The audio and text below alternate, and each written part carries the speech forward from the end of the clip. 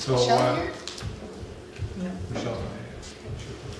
So welcome everybody, and special welcome to Vaughan Culver, who's our new member. Wins an award for persistence, I think. Applying. So she really wants to be here. Which is great. So really glad to have you here, Vaughan, and welcome. So we'll jump right up. I don't have anything else particular to mention. Just for the items we have, adding the jobs grant to item 7.1. I would mind having a quick chat about process. Do that now or? Why don't we put that somewhere? 4.1A? Yeah, let's see where we can fit that in. Okay, 4.1A, I think works.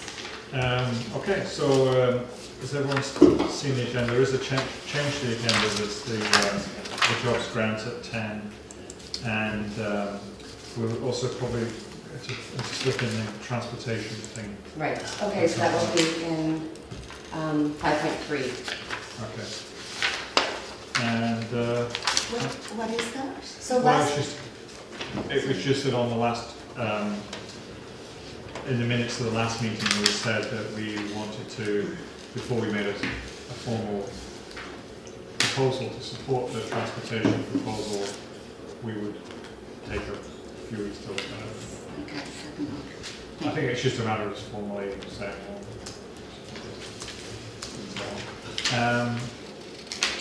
Okay, any other comments on the agenda? Okay, move to accept the agenda. Yeah. Somebody want to, Rod? Yeah. Second?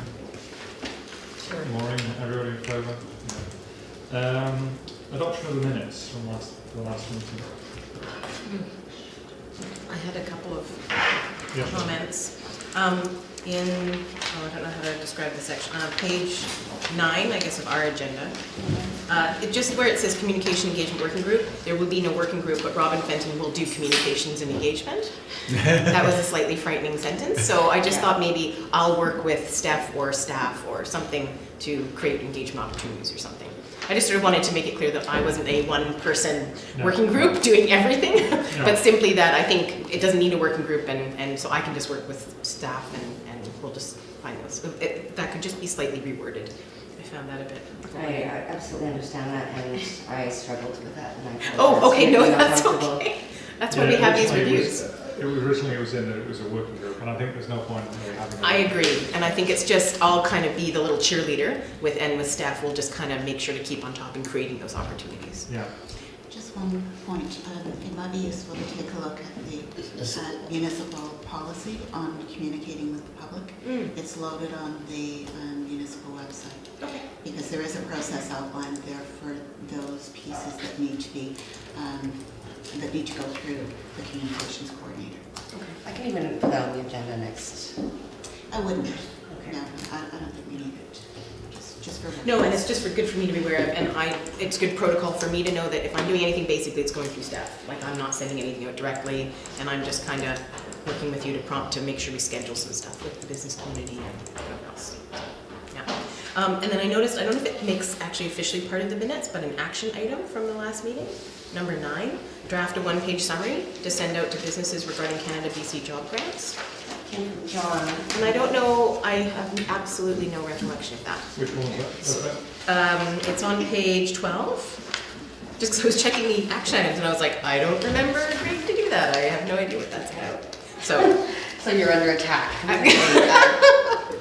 no, it's fine. I just wasn't sure if that was somebody else and my name kind of got there by accident, or if I've literally completely forgotten about something I agreed to do. I think, if I recall, you were the one who aptly pointed out we needed to hear more about the BC Jobs Grant Program.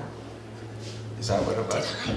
I honestly. Anyway, I know at the end of the meeting, whether it was you or not, we decided, and then we have that on our agenda. I have no recollection of that either. Okay, so if we could just delete it, that would be great, and we'll revisit it today. It's Obviously, going to come today. It's coming today. Yeah. So Yeah. yeah, okay. Yeah. Other than that, great.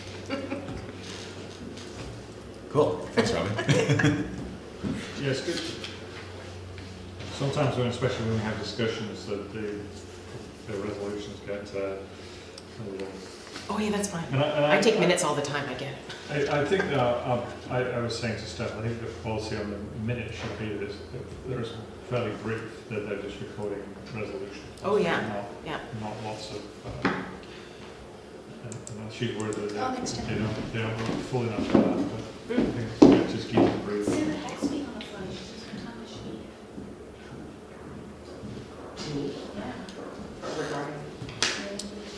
There's one, Come now. I don't know why she's coming, but. Yeah, well, we sent it to community groups, right? So BA, is that, Yeah. Oh, she's just coming. she was saying Sarah was wondering when to come. Oh, okay. Did so you- that did was you for- talk- No, yeah. I didn't talk to Okay, her after the okay. meeting, but. Okay. So what time did you come? 10:15. I think Silas will be talking. If you want to listen to the speaker. Okay. there was also a thing on here about the vinyl Boeing thing, and I think we talked about Yeah. that, and that's probably not gonna go. into- No, That wouldn't- No, wouldn't- it'll be its own. Yeah. Okay, so as amended, everyone okay? Someone like to close the second minutes? Robin? Okay. Public comments, perhaps this would be a good time for our audience. Like to hear from Red? Absolutely. Sure, yeah. What was your name again, please? My name's Jackie Bradley, Jackie. Please, thank you. Okay, so I'm Jackie, and this is my husband, Bill Gregory. And I am a co-president of BA, which is the Bowen Agricultural Alliance. And I'm passionate about growing healthy soil and food, and I'm concerned about food security on Bowen. So I'm learning a lot about those things, and one of the things that's becoming clear to me is that any project you do needs to be economically feasible to be successful. So I don't personally know very much about economics. So I'm mainly here to listen and to learn. And one other thing is that Phil and I also started a food security group on Bowen, and we're just beginning and we're just getting our feet, so we don't really know where that's going to take us yet. But I expect that someday I'll be back with either a proposal or a presentation to this group. So. Okay. Oh, cool. Thank you very much indeed, yeah. We'd love to hear more about it. Yes, and my name's Phil, Jackie's husband, and I'd like to make a comment that what motivates me moving from my field of research in astrophysics to soil biology was an announcement 3 years ago by the United Nations Food and Agricultural Association that basically we have only 60 years of farming left because of soil degradation. And then just last year, the Secretary of the Environment in the UK announced that the UK only had 30 to 40 years of soil fertility left. So this is clearly a big problem that is coming down the pipe, and we have to start getting ready at a local level as well as an educational level to make as many people as we possibly can aware of this. And I'd just like to cite one statistic, and that is during the Second World War, 45% of the food came from victory gardens. People had gardens, right? Now, the amount of food coming from gardens is like 0.001%. So it's not in our psyche at all. We just don't know where our food comes from if it comes from the grocery store, right? And beyond that, most people don't know. So that's going to change, and it's a really important problem. We know that current agriculture, the industrial agriculture model, is not sustainable for every ton of food it produces, and it produces lots of tons. We lose 7 tons of topsoil to grow that food. And so this is the reason, this is the soil degradation that the United Nations is warning us about. And that's something we have to attend to. Now, there has been amazing progress in the last 30 years, and I call it a revolution in soil biology. Some of it is as recent as 20 years. And that's so recent that farmers are not even aware of this. They don't get taught soil biology in their training. And that really has given us great excitement and possibility for solving a lot of our problems. But as you can imagine, turning around the industrial model it's a huge problem. And it's only once the public becomes aware that we have any chance of shifting the conversation at the government level. So those are my comments. I think I could go on and on, but I do have a presentation that I created from past talks that I've given here on Bowen. It's called The Magic of Soil. If you want to watch a 39-minute expose of this amazing food revolution, this amazing soil biology revolution, then I encourage you to have a look at that. Do we have your contact information? Okay, it's Phil Gregory. Okay. Phil, Phil, and Gregory, Gregory. And it's 604-947-9046.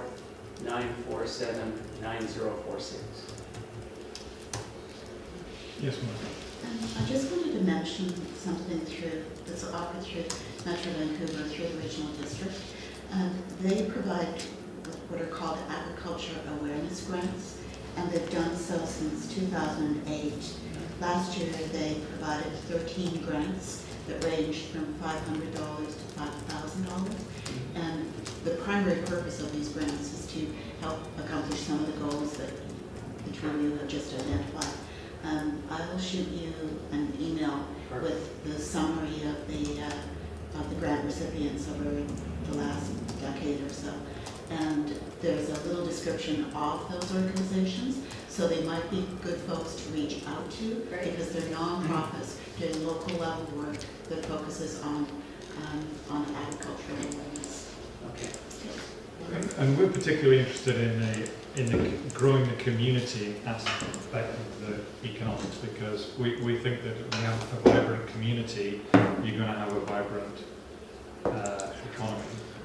And so any sort of community activities we're keen to support. For example, thinking of the little garden that's up halfway across the island, Grafton Lake. You know, I can see that lots of people doing that kind of thing. That's great community building. And so if you can think of a community building aspect of it, I think we'd also like to hear about that. Yeah, We definitely that's part of it. And did you mention your members are part of the Agricultural Society? Yes. I am, yes. Yes, okay, yes. Okay. We just, in fact, ran a month-long workshop on thermal composting. And we're having the last speaker come in tomorrow, in fact, at Bix at 2 o'clock. And she's an expert on the biological analysis of the compost in soil. So she'll be taking us through the analysis of some of the compost and showing us what does it look like under the microscope and what are the creatures that we need to pay attention to.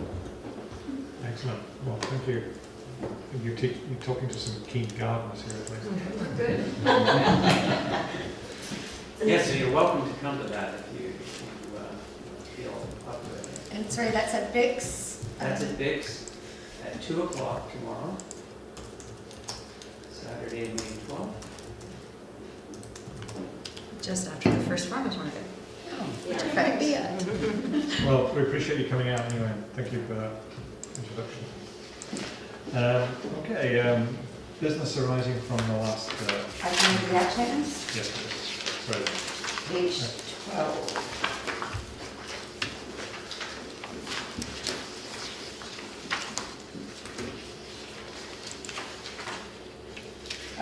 So Smart Cities proposal, did we talk to No, I never got a response and I didn't follow. Okay. So I think, Carp next on that? yeah. The bathroom facilities on the Snuggle working group, Yep. that'll be at 1 today. Yeah. Dr. Metro, what signage?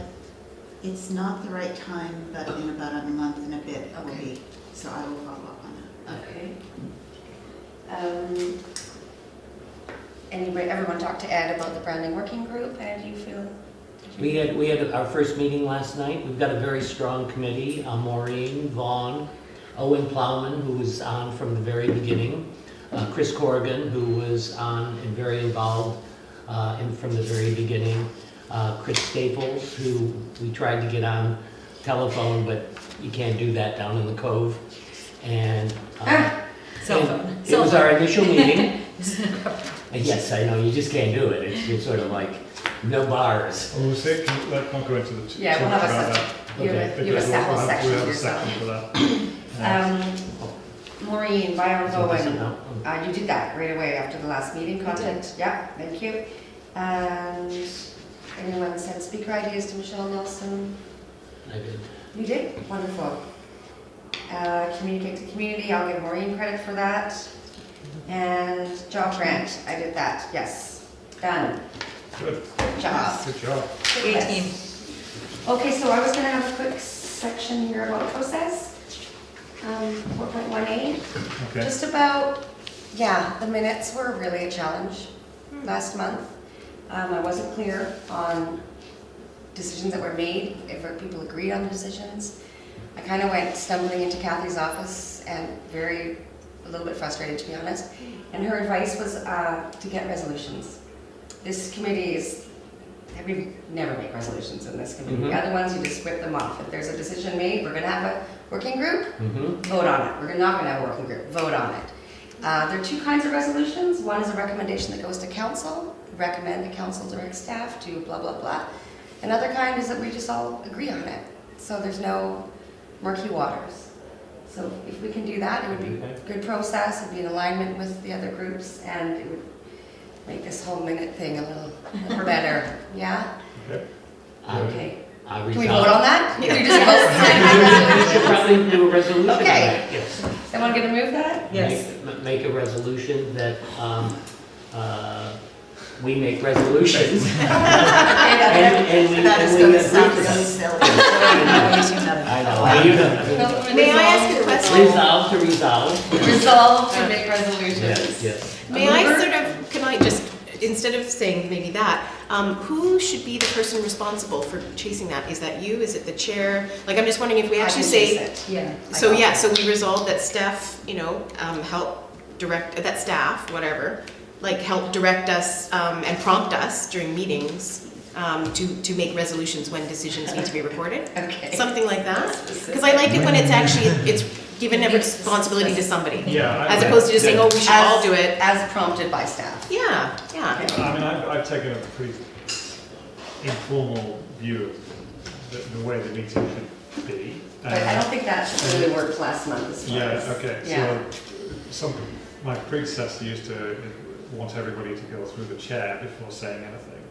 I think that's a little bit too much for this group, but I definitely think we support this. So Steph, if you can be the person saying, I'm confused, what's the resolution here? Then we'll. Well, no, just shout out, hey, I think we need a resolution on that one, or before we move on, we need a resolution. Just Yeah, prompt us. So okay. that the Economic Development Committee resolved to make resolutions as prompted by staff. Perfect. Yeah, okay. Mover, Yeah. seconder, Rock, paper, All All in in favor? Yep. Yeah. sorry. Carried unanimously. Good luck, Anna. Someone should have objected so we could have our Yeah. first resolution.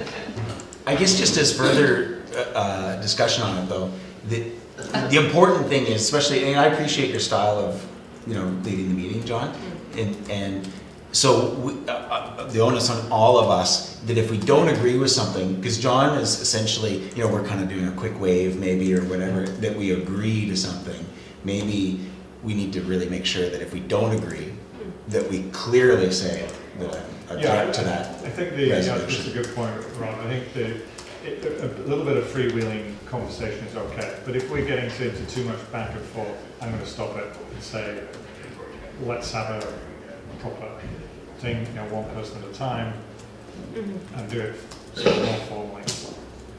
at my company, we pick up our mascot is a polar bear, we pick up a polar bear. Talking when stick. Yeah, a talking stick when the conversation gets too heated, so we'll kind of keep that. And I mean, everyone knows, but you can agree, disagree, or abstain from it. I'm just going to point out that abstention is a vote in the positive. A vote in a A positive. vote, it is a vote in the positive? Why am I getting looked at? That's, No, it means you're not voting. It means no, but isn't you it? are, you can't. Well, so I'll you check on have that. to abstain? Okay, But it is, In a committee meeting? Oh, that's interesting. Maureen's Googling something. Thank you. Thank you for following up on Because I that. know in usual circumstances, abstention means I'm It not just doesn't voting. count. Hence It the just doesn't definition count. of the word. Right? Yeah. I know. That's my own experience of it. Yeah. Okay. Okay. You're following up on that, Maureen? Yeah.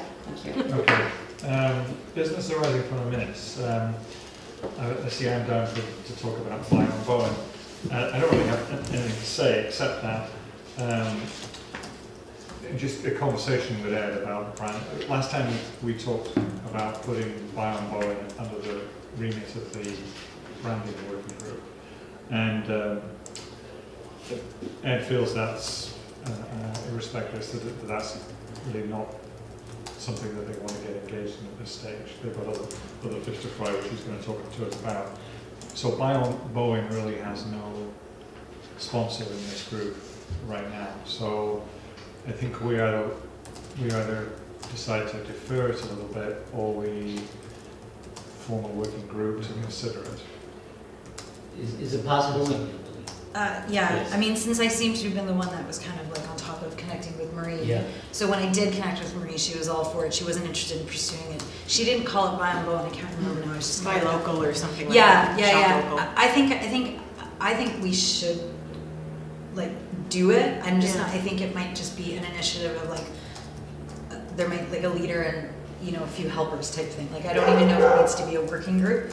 I don't know. Maybe it does, I know but Chris Staples has said before that he would love to do some, icons, and really that's more or less all it needs is just some logos and. well, no, because you've got to get out there. You've got to pound the pavement, connect with businesses. There's a lot of work involved in it. Right. Yeah. So I think it needs a working group. Yeah. Okay. Yeah. Okay. I think sure, it does. Yeah. Because But you I have to have also little meetings, you'd have to get stuff going. I don't know if I don't think we should focus on it now. I think this is a start August. I agree. Yeah. Yeah. So I think we can defer it Yeah. until then, and then yeah. All right, well, let's bring it back. The next September meeting, maybe? Yeah. Do we have an August We meeting? don't usually have an August meeting. So September. Yeah. Good idea. Yeah. Vote on that? before we vote, is it possible that there's someone in the community who, for a small retainer, would take the project forward? Something that would fit in the budget that we already have? That's a great idea. Yeah. I'm sure there is. So if, I'm just thinking like, maybe the first step in August is for the committee to get together and discuss that? Yeah. Or is it too much to, just put even if we don't get a response to it, if we did get a response and someone, if we came up with a number, like I'm thinking like, $25 an hour for 20 hours to, start to put something to get a proposal together, and we said, okay, well, could someone for $500 be interested in? And then our work right now would be just to simply define what it is that we want them to do. I was just gonna say I don't know if we want to pay someone. Oh, sorry. No, Maureen, that's okay. Maureen, do you want to speak? That morning. Yeah, Oh, sorry. the Buy on Bowen, my understanding is that it used to be run by the Community School Association, and they were approached a couple of years ago, and they said, no, we don't want to do it. But there's significant turnover in those kinds of organizations. They might be interested in doing it again. I checked with somebody last year that they didn't want to use Still that. not? But they may be, but do we want them to do it? Or do we want to have more control over it? I don't know. We have to, it opens up a big Yeah. area, because then it's like, because if it's a for-profit program that's, being, somehow there's, they're tracking revenues and then getting a percentage and all this kind of stuff, then it's a much more complicated program. We're just talking about awareness campaign, that's different. Maureen?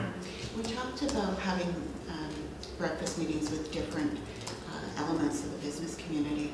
I wonder if this is something we should bring up in a meeting with the of bricks and mortar businesses, or Mhm. it might be a different kind of group, but we had our knuckles wrapped on the food truck issue. Maybe we should be having some sort of collaborative discussion and see what Right. comes Yes. out of that. Breakfast topic. Yeah. Breakfast topic.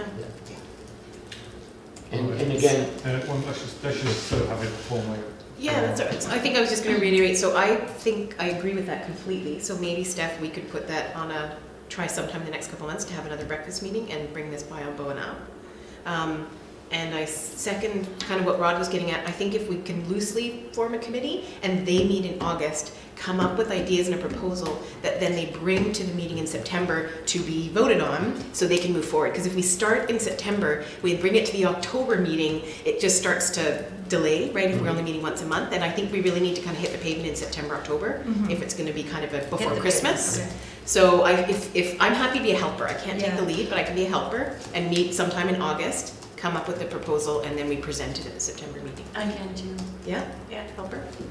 Yeah, and I'll Yeah. help too as well. And I think that great idea, but I don't Right. know if we want Sure. to go Yeah, yeah. that far yet. I Yeah. think it's Yeah. just a Let's talk volunteer about it at the event. first thing, Yeah, I right? think that's what I was thinking. So, And yeah. maybe we pay a photographer to do what, anyways, it Yes, doesn't matter, we can that talk would be an about idea, yeah, options. specifics. The hardest part of the whole thing literally is going out to the businesses. Yes, it is. Yeah. That's the most work.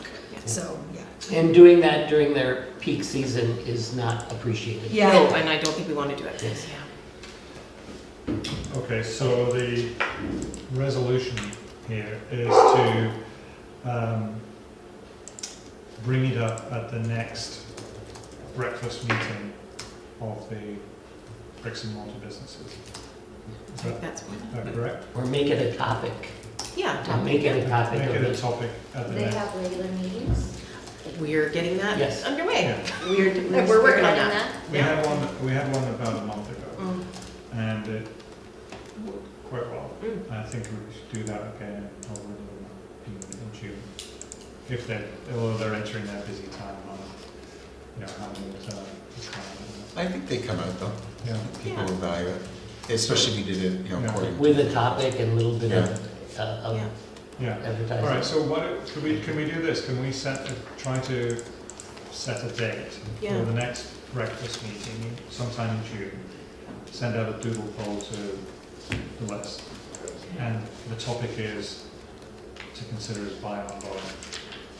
Okay, Amongst other gather- things, there might be amongst other things other as well. things, Yeah, to gather feedback from buy on board and discuss other issues.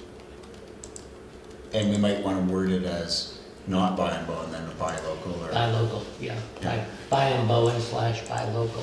yeah. Something. Just so it's clear They that it's not. actually mandated. raised it at the last breakfast meeting, so they'll, Yes. Yeah. I think, be very open to it. Mhm. Does that So make when you say sense? bricks and mortar, that's like the trades. No, it's the, like, No. the. Retail. Yeah. People who have physical Retail. shops. Retail. Yeah, Retail. retail. That's what they know that expression. Oh, it's used like, there's a lot of online shopping, so you call it bricks and mortar when people have a Oh. physical shop versus a virtual shop. I was like, why do the Yeah. trades want to talk about buying one? Yeah. They don't have that problem. Yeah.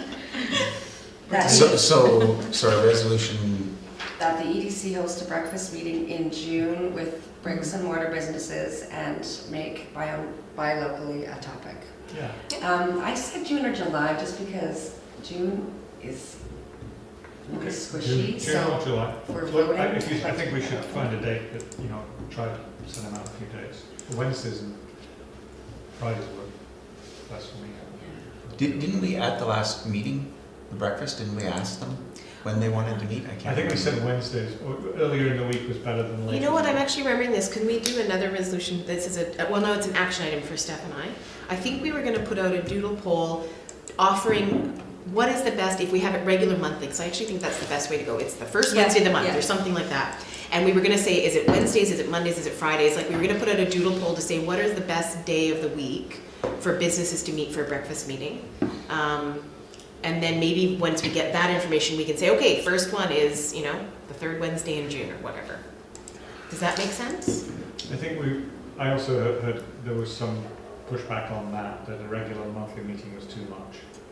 From our point of view or from the Well, businesses? Yeah, the poll that I did, I believe, and I'll check on this, I believe it was a Wednesday morning. Okay. And I feel like we could, I feel like we could pull for a date, and then that date could tell us what. Before we go dates to are- Yeah. regular monthly meeting, let's just try and do a couple of them and get the pattern and see, Okay. and see what the uptake is, because last time we had a specific purpose, this time we've got another specific purpose. I think they're really busy. I think if we make it regular, they won't show up. Sorry, what was your hesitation with June? It's Super insanity. busy. So we have the community lands in Vitz Charette, Right. and we've got Flynn Road coming over to meet with you guys. It's just a busy time. I'd see availability, but I'm gonna doodle for it. Okay. Just Well, I'm wanted to wondering keep that open. if we it need was- to doodle at this point, or if we should just propose a date. I kind of like that idea. Yeah. Okay, let's move on. We're getting into the weeds Okay. a little bit. That the EDC hosts a breakfast meeting in June or July with bricks and mortar businesses and make buy So locally this- a topic. Yeah, tap it. Okay. Mover? Mover? Mover. Who wants to? Yeah, Michelle. Brian and Vaughn. Everybody in favour? Yes. Okay, next, Maureen, Economic Development Association Awards. Just, we're running a little bit behind, so. You have in your agenda package a copy of an application that went into the BC Economic Development Association for the branding initiative. So this is in the hands of the BC EDA committee. There's a summary of the branding initiative. It's kind of fun. You go through it and click on some of those hyperlinked words. It'll take you to a whole lot more than what is in the document itself. There's actually 2 copies in here, so you can stop reading. Oh, at sorry. Page 19. Just if there are any questions, otherwise I'll leave it to you to take a look. Decision's going to be made by the 11th, I believe, of June, so it's coming up pretty quickly. And there was quite a lot of interest on the part of the folks at BC EDA around this when it came in. Super. Chris Staples did probably work on that. He did a And great you- deal. and you did a lot as well, anyway. I didn't. He did. So it was very, very nice from that perspective. And municipal staff helped by compiling a lot of material, giving them PDFs, so they were able to sort of cover the duration of the various campaigns. Cool. Thank you very much. And before I leave that, just to confirm on the point regarding abstention. Thank you. If a committee member abstains, deemed to have voted in the affirmative. So Steph is correct. If you abstain, you're voting yes, effectively. Good, thank you. In general, always, or if there's a tie? No, Just always. Oh, right. Make up your mind. So you gotta do yes or no? Yeah. Okay. That doesn't That's count weird. in absentia though, does it? Like if you're absent? No. Okay, good. No. So you can So leave the room. that's- So you could just leave No, the room. leaving the room doesn't count as well. Oh, that's good It's- to If know. you're at the meeting, Okay. yeah. Yes. So all these details, Yeah. those of you who love that kind of thing, are in the committee book. Okay. Could I just say one more point on Maureen's thing? Is it appropriate for us as a committee to write a letter of thank you to Chris Staples? I'd like that to come from council. Okay. So this is in the council agenda package for Monday, and maybe get their feedback first, and then we might follow up. But I think first from council and after a decision's been made about whether he's won or not. Oh. Should we recommend to council, Marie? But if that, you could suggest that, yeah? Would you guys like to say recommend that council send a letter of thanks to Chris Staples? Okay. You're tired already. I think that's just a council So you must be Silas White. Yes, welcome, welcome. Thank you. Welcome. We've just got a few more things. Are you in a hurry to get out of here? No, this is actually helpful for me to kind of get an idea what you do. Yeah, so just pretend I'm not here. Okay, so we'll just carry on with the last few items before we get to your presentation. Ed, would you like to tell us about the branding working group? We had, as I said, we had our first meeting last night. I'm very pleased with the committee of the working group makeup. We came up with a number of action items, which I won't go into, but we have work to do. We have a meeting scheduled for June. But before, and that's all I'm going to say. Any thoughts from you folks who were there? Additional thoughts? Comments? I'm going to do, how many people here know the Bowen story? Raise your hand. Well, I do now. How's it begin? I'm just kidding. No. No, there's I'm just kidding. It's very important that we know it, because the essence of what we're trying to do is embed the brand story, not just in our communications, but also in behavior and action, et cetera, et cetera. So the brand story is going to be our touchstone as we move forward. And that's something we had talked about, actually, Maureen, having the brand story actually on the municipal website. It is there, but it's buried. It's buried, okay. Well, I've got some action items to talk to you about anyway, so we'll get into that. What would be helpful would probably be for the branding group, for this committee, to actually look over what's on the EDC webpage, because exactly, it is an accumulation of stuff over years, and it's all very valuable and very important, but it's not at all reader-friendly. No, it's not. Yeah, maybe we should try and archive some of the stuff Yes. that's not useful anymore. I think that's a resolution. I think that is a resolution. Okay. Okay. Resolve that as a committee, we review all the material in the EDC, we call it the EDC webpage, and archive old or outdated documents. Mover? Second. All those in favour? So- Carried unanimously. Wonderful. Hey, can I ask a question? So with the branding working group, one of the things that came across my mind in discussions with other community members, in fact, with discussion with Jackie, was the farmers market, which the Bowen Agricultural Alliance is part of, would really benefit from understanding how to incorporate the Bowen brand in that, and other community groups, obviously, too. That's one of our action items. Yeah. In fact, it's our first one to reach out to neighborhood associations and civic organizations, as well as the muni, to just share the brand story, the brand promise, and the essence. And we use the word share because this is us. This story just reflects who we are as a community. It's what all those stories that came in told us. So yeah, that's a first action item. Super. Yes, good point. Thank you. And you were going to say? No, I mean, yeah, we talked a lot about like making it very accessible to Bowen. Right. Like our brand got out there, and now we need to bring it back. So Ed, Yeah. so Ed, you're not ready at this point to share more than that, because it was a preliminary meeting. Oh, we've got That's- I've got, you want 25 minutes, an hour? I was just gonna send you notes. I mean, yeah, I'll send you I notes. think it would be great to get if you've got notes, to get them Yeah. into the minutes as well. They will. But I'm sure I think, Can I put that as an action item? What, send you the notes? Yeah. Got it? the result. Then we get to tick it off next Yes, month. yes. Easy.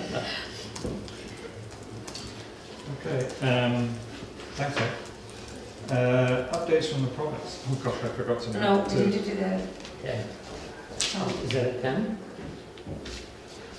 we're gonna do the transportation plan. Oh yeah, we're going to slip in the transportation plan. One of the actions from the last meeting was to, we didn't formally support the proposal that we got from, and I think, so we just said, well, ideally it would have been good to have this transportation plan before the presentation, because what we saw was only, okay. So I guess, does anybody have any comments on this before we pass the resolution to say that we support this plan?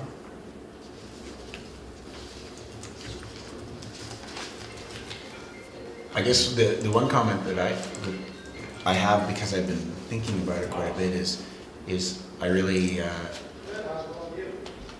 have started to see how the pedestrian-friendly, cross-island, and cycling-friendly aspect of the plan is really an important part of the plan, Yeah. for lots of good reasons. I mean, I thought it was an impressive plan, actually, Yes. to get to have all the input they've got, and all the, if we can make it all happen, if they want to.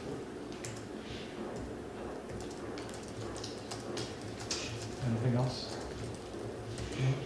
Motion to support. Motion to support and say fully to add Rod's comment. Particularly with active transportation Yeah. aspects. Yeah. Okay. That the Economic Development Committee support the transportation plan, particularly with its active transportation elements, she calls it. Do you want to propose that? I propose that. Second that, Ed? All those in favour? Okay. Do we have something? Well, she's coming at 10. Hi, Wendy, are you still there? Hi there, yes, I am here. Hi, so Robin was going to call in at 10. I guess she's not there yet. Correct. We're moving so Well, quickly, we'll so. We'll move on to the, we'll come back to you in a minute then. Perfect. Okay. Let's move on to tourism board. We haven't had a meeting since our last EDC meeting. We're planning on having one next Thursday. I'm not sure then what I need to update the committee on. Is it more like? Well, just if there's any developments that you want to share with the, And you can say pass, no. you can say that. Yeah, I can, yeah. I don't know, like, we always email back and forth. I don't know if this is appropriate, but there was some vandalism done down at the, did you guys see that? Yeah, so we're now working on figuring out how we're gonna replace that. That's kind of, just in case anyone is aware or was wondering what was going on with that, we've definitely got that on our radar and we're working on. how Sorry, we're- what was the vandalism? The leaflet holder down in that shelter that was built on the dock right there was really, like, someone did a really good job of wrecking it, like intentionally, unfortunately, yeah. This may not be relevant, but I saw Ed down there, kind of suspicious. Yeah, always Ed, right? Really suspiciously. Because With a hammer. my gasoline can was empty. Okay. Maureen? We've got innovation grants open at the moment, Okay, and that might be something that Tourism Bonan could apply for. okay. I'll make a note And of that. one last thing, I'm meeting with the marketing Yes, on group Monday. on Monday morning to go over them in not a lot of detail, the research for the visitor surveys. That's the marketing group The from. marketing group from From tourism. TBI, from us, yeah.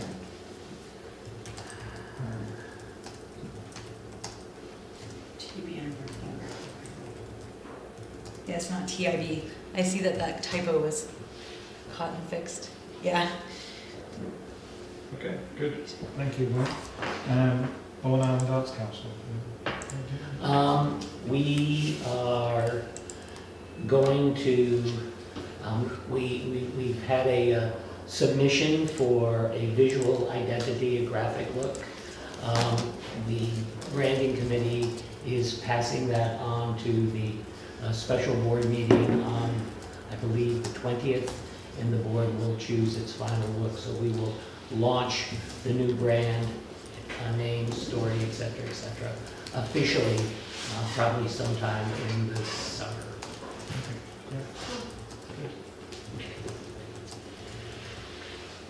Maureen?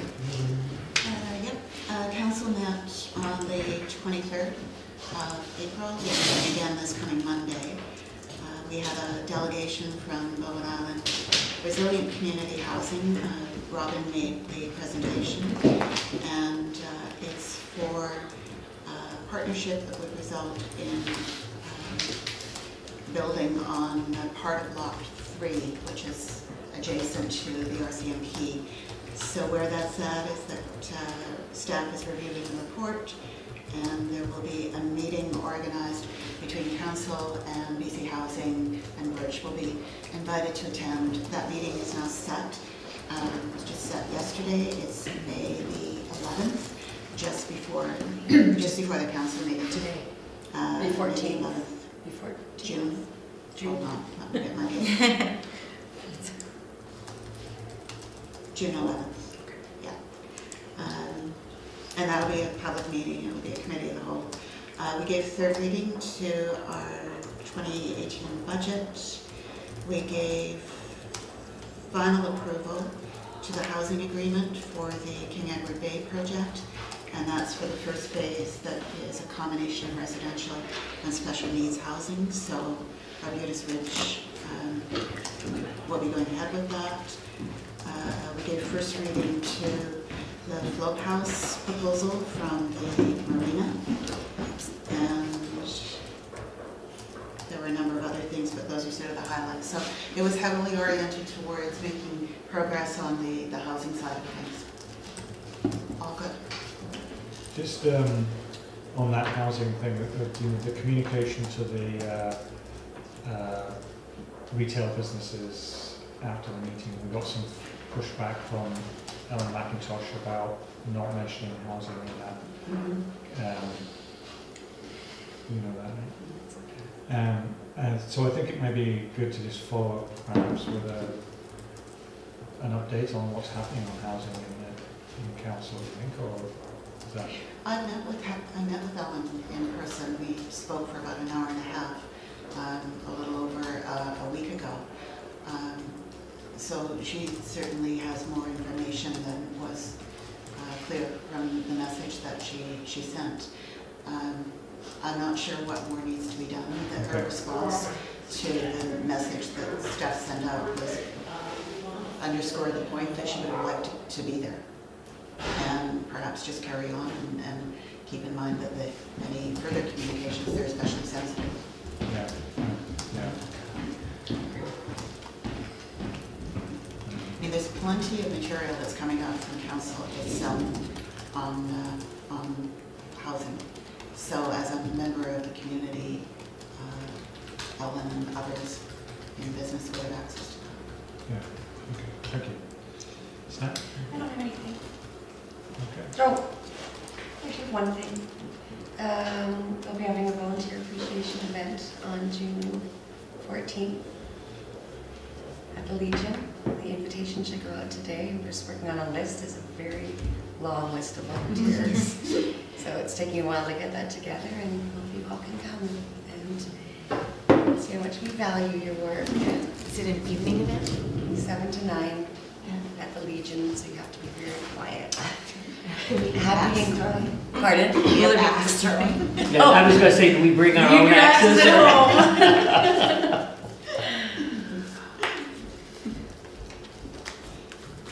Good. So it's 9:55. The pressure's on BC Job Grants. Never been so efficient. Sorry, hi, that's Wendy. I'm just looking at Robin's calendar. I think she's coming back to that meeting, so I know she has a meeting from 9 to 10, and I think she's gonna try and then call in right at 10, so. Oh, do you have anything to update us on from the province, Wendy? Well, not that much, actually. So, just in terms of the smart community that I mentioned last time, I believe they are going to announce it at the BC Tech Summit. So, if any reps from the EDC committee is planning to be there, I will be there, so I'm happy to meet up with anyone that might be going, and happy to introduce the smart community folks as well from our sister ministry, Jobs, Trade, and Technology. So that's one. And then maybe another update is a tech dev workshop that I don't know if it applies to Bowen, but I'm happy to share this information. So our JCC, we worked with JCC to develop what we call a 101 Tech Dev workshop.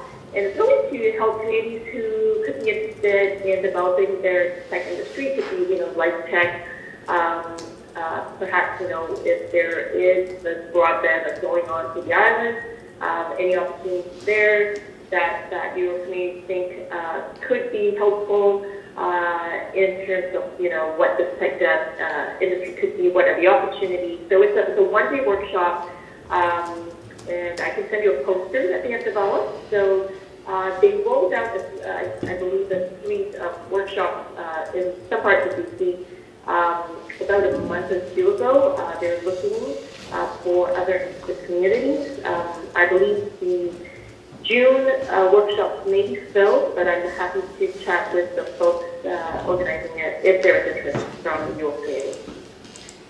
Okay, if you could send the poster so we have the details in writing, that would be very helpful. Thank you. Yes, absolutely. So I just had a bit of trouble hearing some of it. So it's for helping communities develop the tech sector? Is that what it was? Yeah, exactly. Yeah, so there's some communities, perhaps just understanding what tech, it's called technology development workshops, I guess. So it's basically, what are, some of the opportunities out there in the sector, perhaps, maybe, understanding, if there is, on your island, if they're an emerging, tech sector, it doesn't have to be a heavy industry tech sector. It's just the individuals maybe working in a tech sector. It could be digital, it could be gaming, anything to do in the digital industry or tech industry. I think there are many facets to a tech sector, and I think they will be exploring all of that at this one-day workshop. I think that would be very useful because there is a strong possibility we're going to get that high-speed internet, and there are some people already working in tech who on the island. Okay. So, yeah, I think we'd be very interested in that. Okay, no, sounds great. I will share the poster with Steph, and in the meantime, I can help facilitate the rollout as they're planning the next few weeks of communities. There is a budget, of course, allocated in terms of how many communities will be participating, for example. So I'll make sure that all that's in play and that we can, share the information. My understanding is that cost is fairly minimal. If there's an opportunity for your community to participate, but I'll just make sure all that relates to Steph as well. So we'll keep her. I'll continue conversations with her offline. Okay. Great, thank you. So we have. It's 10 o'clock. Is the? I know. She's not here yet. Yeah, if you want to just hold, I'll try and give her a quick call. Well, we've got somebody else here waiting to speak, so perhaps we could start with that. Yeah. We'll start, and if she could maybe are you in email connection? You could email Steph and say when you're back and ready to go, and we can either do it when she gets back, or else we can do it at 11 o'clock. Absolutely. Okay. Let me connect with her while you start your meeting. Okay. Yes. Great. Thanks. Thank you. Thank you very much. Thanks a lot. That's good. Thank you. Silas, are you? Yeah, I don't have like a structured speech, so if this other speaker comes in, and we can divert back to that. Well, they'll and let I can Steph know. finish up. Okay, so Wendy, just let me know anytime, and okay. Sure. Okay, I will. Thank you. Okay, the floor is yours. You have, Okay. Thank you for coming. Yeah, well, sorry, hold on. we put aside 60 minutes. Which Okay, is 60, quite a well- long time. So if it's 40 minutes, that's fine. Yeah, or 10, or. Or 10. Like 15 max. Okay, well, Sorry, can I just set the context here for Vaughn's sake?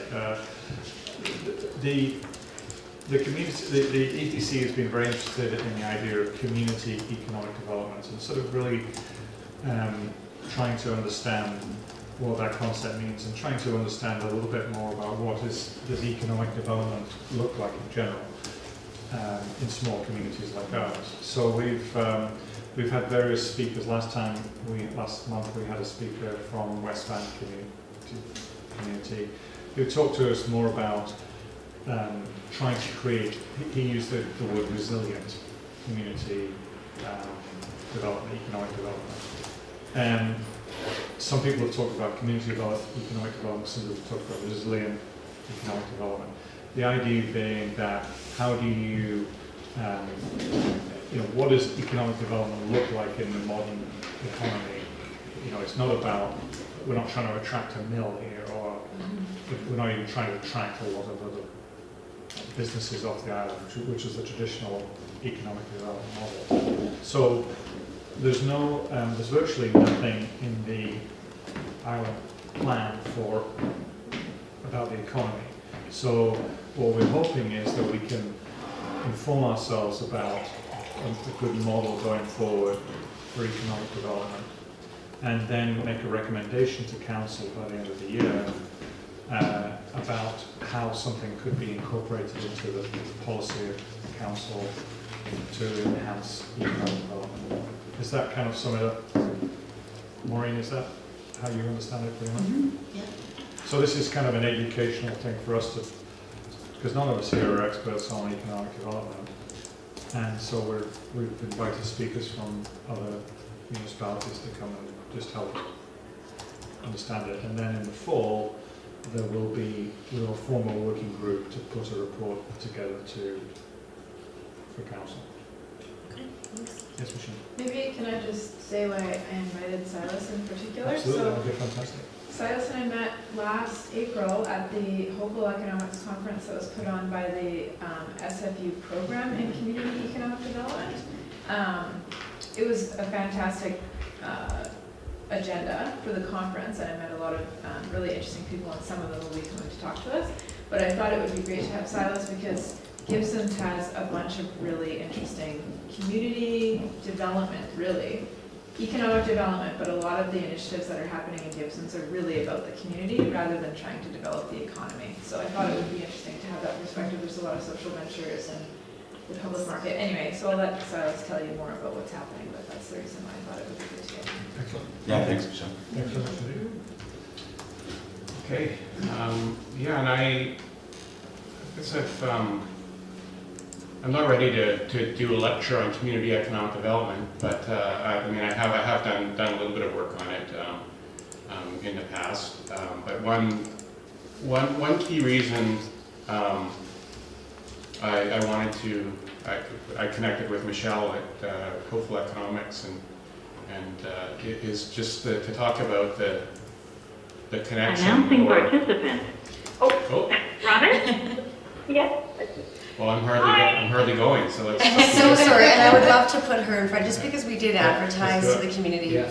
a little bit later than this, so thank Yeah. you, Silas. No problem. Hi, Robin. Hi, how's everyone? Sorry, I had a little trouble signing in. It's okay. Thank you for joining us. These new phones. Okay, thank you. So we're going to switch, if you wouldn't mind, Silas, we'll just carry on. So, yes, you were going to talk to us about the BC Jobs Grant. That's correct. That's correct. So I'm going to start from the beginning. We have, and I have a little. Well, I'll just read it off of it. We've got 3 streams opened. So we have a funding of about $8 million. It's divided over 3 intake periods. What that means is we release money 3 times during the year. And then we have 3 different streams. We have our first one, it's foundational training, and it's really about supporting people to obtain essential, transferable, and certified skills. So it's really about getting that toolbox of certifications that you can take anywhere throughout the province. It's for low-skilled workers, unemployed, underemployed, and any person working in occupations under NOC C and D. You'd have to check that out on the Canada Revenue website. We have Stream 2, and it's to support employers experiencing workforce transition due to increased automation and technological advances. So anybody looking to support working on new machinery, new programs, software, anything like that. Under this stream, we pay for up to 80%, up to $10,000. I should mention back on that foundational training, that first stream I talked about, we pay up to 100% of the cost, up to $10,000. And then we have a stream workforce training. We support employers to give their people skills to develop professionally. This fund only covers up to 60%, up to $5,000. Do we have any questions, or starting with that? That's sort of our 3 streams. So if we were passing this out to local businesses who, for example, we've heard there's a lot of there's the restaurants here are really finding trouble attracting cooks and waiting staff and all that kind of supermarkets finding trouble, filling the shelves and so on. People, yeah. What kind of, where would they, where would they fill in this? We can help when it comes to restaurants and things like that. They're shorter term certificate programs. So it's anything like your Food Safe or your Gwyneth or your Superhost. There's not a ton. We support Redfield Chef.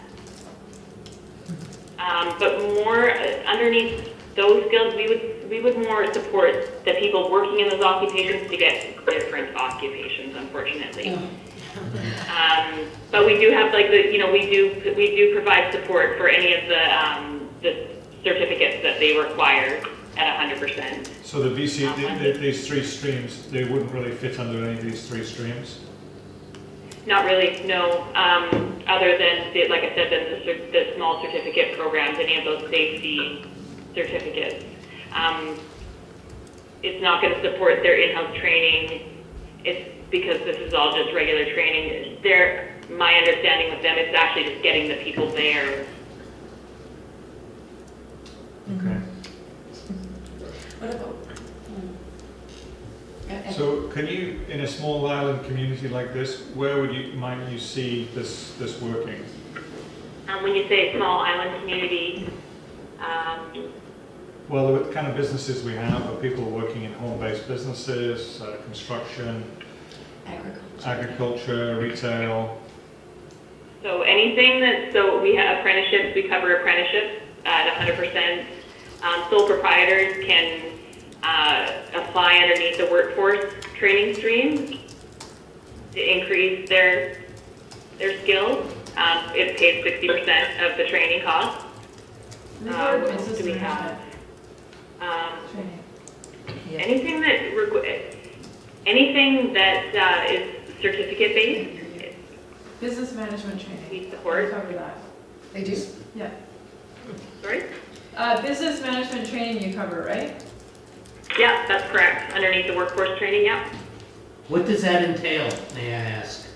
The workforce training stream really picks up any type of training as long as it's relevant to the business. Well, I'm talking about specifically the business management training. Is it business practices? It's whatever you decide that it is. Oh. Yeah, it's really that open. But that's the 60% up to 5K. Correct. Right. Correct. Okay. So nothing for okay. So not really no help here for the retail or restaurants. Retail and restaurants, like I said, no, it's really just the safety training for that. It's and any other training. Can you give me an example of the training they may require? Because ours only covers training. Okay. I don't think we're looking at training for them. It's just a question. Yeah. It's just a question of getting them, but that's not. Yeah. I don't think there's an issue of under. A few years ago, there used to be a scheme where you could just basically hire somebody who, if they hadn't had a been in regular work, you could hire them and the government would pay part of their salary or part of their wages for the first little while. There's nothing like that these days. Well, I don't have a program like that, but those programs still exist. They exist through employment support services. What? And they're more, you're working with more EI or non-EI eligible people. What was that? Where was that? Who was that under? Employment support services, I don't have a lot of detail on the actual program, but they're really more for the people that are, what I can do is I can see if I can get some contact information. Thank you. For things like that, but I don't actually have a ton of information on the program. But I know my program, I know, yeah. So the first stream was foundational training for low skilled workers. So that could that cover, you know, school leavers who haven't worked in a bar or restaurant before, or?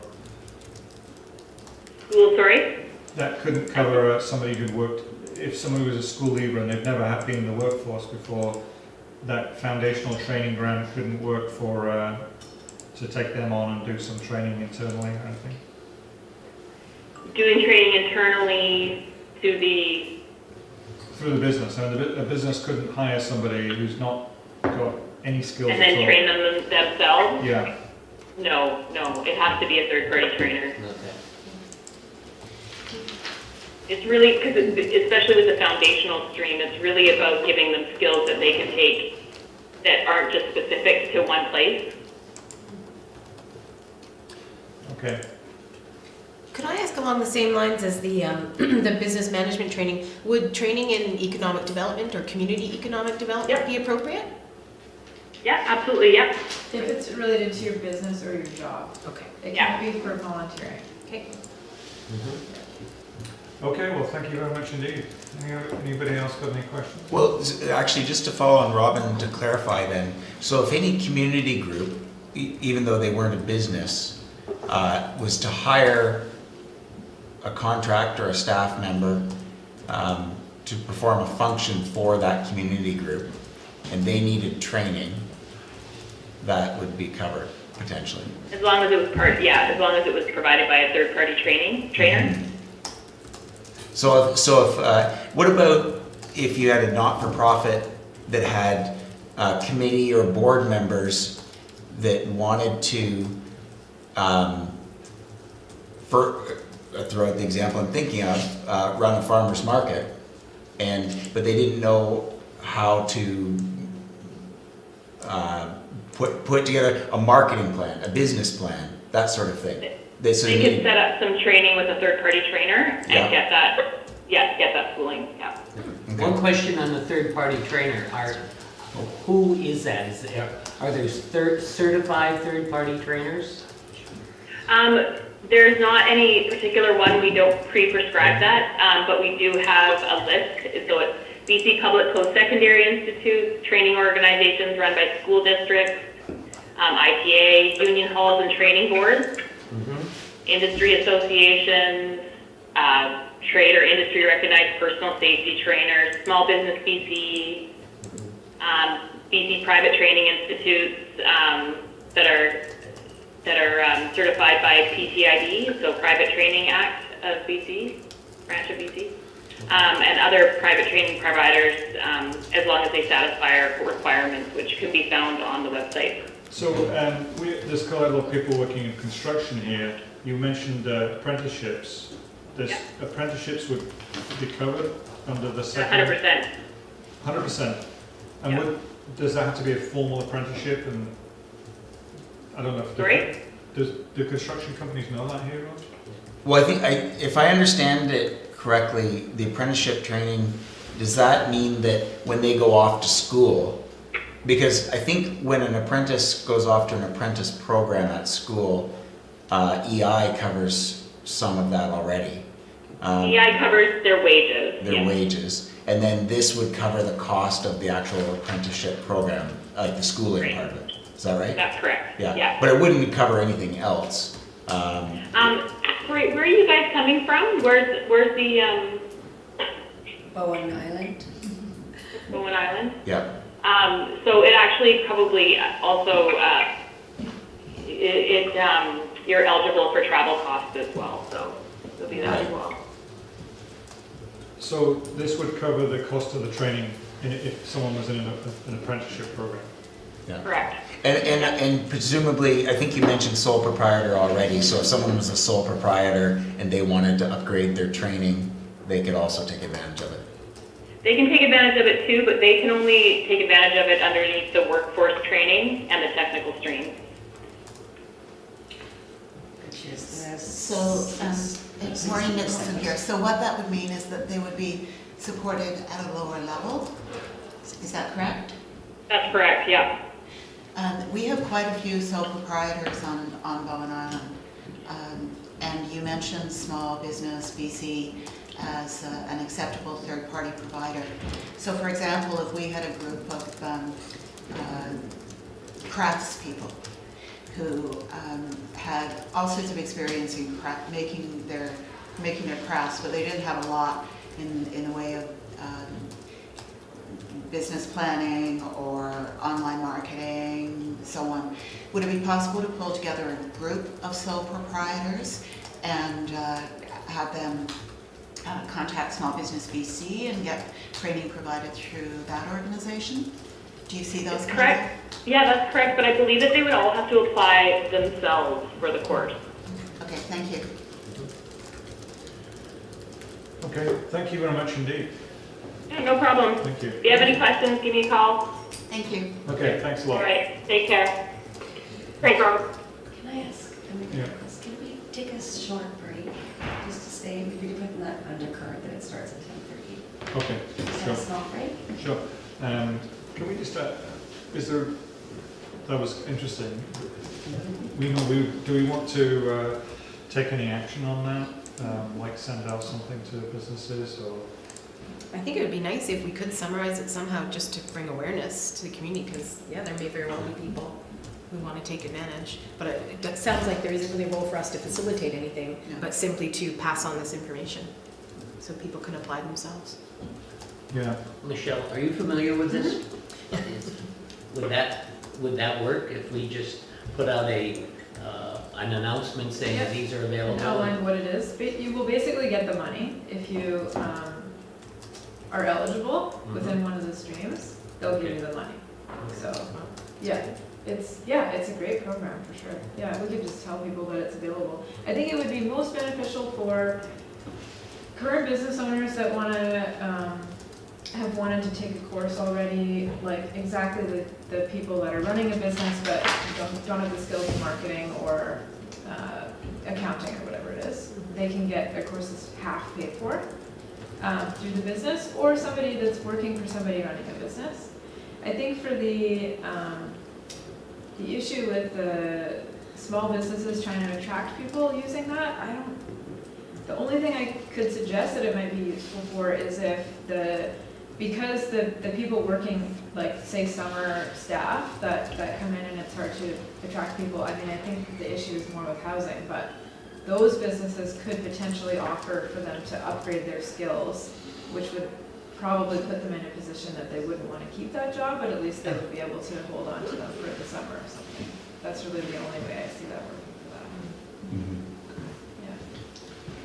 Good. And do you see much application, people taking it up through apprenticeships there, or? I'm not that familiar with the construction apprenticeships because there is no certification for painting and drywalling in BC. But I know lots of anecdotally people who have taken apprenticeship programs, and so for sure people are doing that on a regular basis.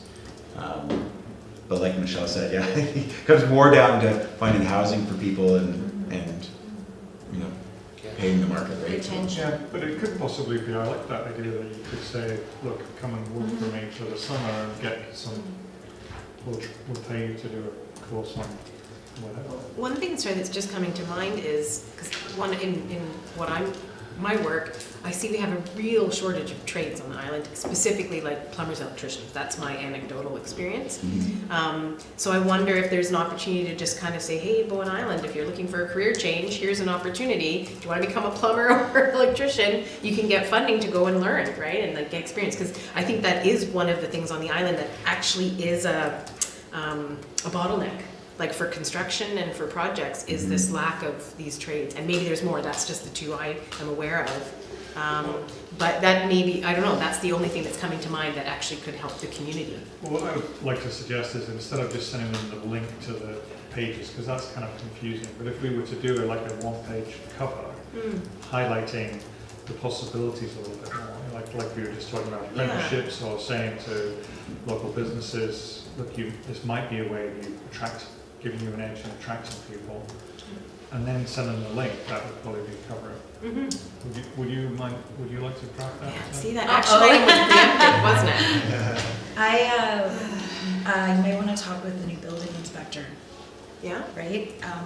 What is his name? Greg. Oh, Greg, thank you. Anyways, because he runs a program through West Mountain High School, right? Where they do, it's like when you're in high school and you go and actively do the task and then go back to the classroom. So, he might be a good contact for connecting with younger people who's, are just Probably figuring would. out. That's a good point. Yeah. So I'd connect with Greg. Could we put an ad on the Muni page announcing this with a contact number to call, or to sort of get people started and maybe pointed in the right direction? Are you talking about the island page? Yes. In the undercurrent? Yes. Yeah. Yeah, I think it'd be great to get the undercurrent, encourage them or point them in the direction of, so they can print an article on it as well. That'd be interesting. We run an ad on the Muni page, and we get the new publisher to interview you, maybe, because you're here and you know it. Yeah. And would that work possibly? Would it? Yeah, we could do that. The other thing too is, for business owners, Small Business BC does, facilitation for the application. So if it's a business owner, then they'll basically walk them through the whole process. So we could just connect them to Small Business BC. Okay. And then for employees that are interested, so the thing with Robin's Point is that they don't really fund occupational changes because it's all through the employer. So if you're self-employed and you want to develop a part of your business more, they'll fund that. But if you're quitting your job and you want to have a new career, that's not really. But it could be a business that, an electrical business that only has one employee and they want to have 3. They could Recruit. exactly. Yeah. So there's still potential. Okay. Okay, so, resolution. Is there anybody else who has the time or capacity to do it? I have a lot on my plate. Okay, so- well, yeah, I hear you. Like something that maybe Steph could do. I know that Steph has stuff to do as well, but if it's just like summarizing the website, it's pretty straightforward. If you go to the Canada BC Jobs Grant website and just say, here are the opportunities, and then maybe Steph could send it out to us. Yeah, and then we can just fill in a couple of examples. Well, cry. Because I think, John's point, I think written examples, like stream 1 is this, here's an example of how you could do it. Stream 2, here's an example, just to make it real for people. Where would we put that in the undercurrent, or how would we distribute that? What do you think? I don't think the whole thing could be No, in the undercurrent, okay. it would just be a little like, hey, have a look at this. Yes. I think let's keep it simple. Let's put an ad on the Muni page of the undercurrent to say, that, look, hey, employers and employees, look at this website, and then just notify the editor of the undercurrent. Perhaps you could, Michelle, saying, Sure. okay, I'd be happy to talk about this. Yeah, because if they want to interview me, then I can spend 20 minutes telling them the info, and then nobody has to write. Yeah, Yeah, that would maybe be- that's the best that would be avenue. it. Yeah. Okay, so Steph, the resolutions are that we're going to put a little ad on the Muni page, Can you change the wording to announcement? announcement on the Yeah. Muni page, yeah. Announcement on the Muni page with a link to the website, and Michelle is going to contact the editor of the current. What's the new editor's name again? Ron. Good, thank you, guys. So, Mover, eh, mover, please. Ed, second, I will. Or Maureen withdraw. put her name forward, wow, she's going to be like. I don't know. Everybody in Anybody else? favour? Unanimously carried. Thank you. Okay. Okay, so do you want to have a couple of minutes break? Just, thank you. Yeah, like a 3-minute break? 3-minute break.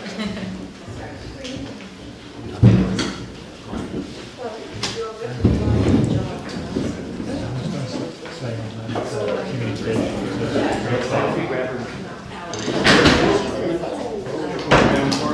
How do I keep it after Well, no, you know, you can tell her what she knows, she's pretty, she knows, I mean, she knows the research, she knows, so say one of the things that. Well, maybe I'll look at the see Hi. it's just scary, Yeah, I know. and then make a suggestion about where it could Oh. go. Or maybe, Well, we're also the way, having where the story brings it forward. I wouldn't put it on the EDC, in the EDC section, put it on the review section. Yeah, because it's very. And if we can get the promise prominent, Yeah. maybe on the front page, Yeah. you know, we're better for being Yeah, here. right? I was going to just talk to her about, in general. She's an adjunct member of our toes, program. they were looking at it, and she's like, I'm like, oh my Because god, it's everything green. But that's fine. goes It through like her. changed color to BCJ. BCJ, it's like, I've never So done green welcome to before, I need to do like CDC. purple, blue, and red purple. So, yeah. Kidding.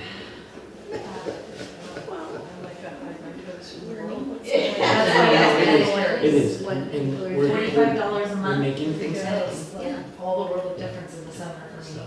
Yeah, I'm not allowed to wear afterwards, because I don't know, Really? Somewhere. and that's the question.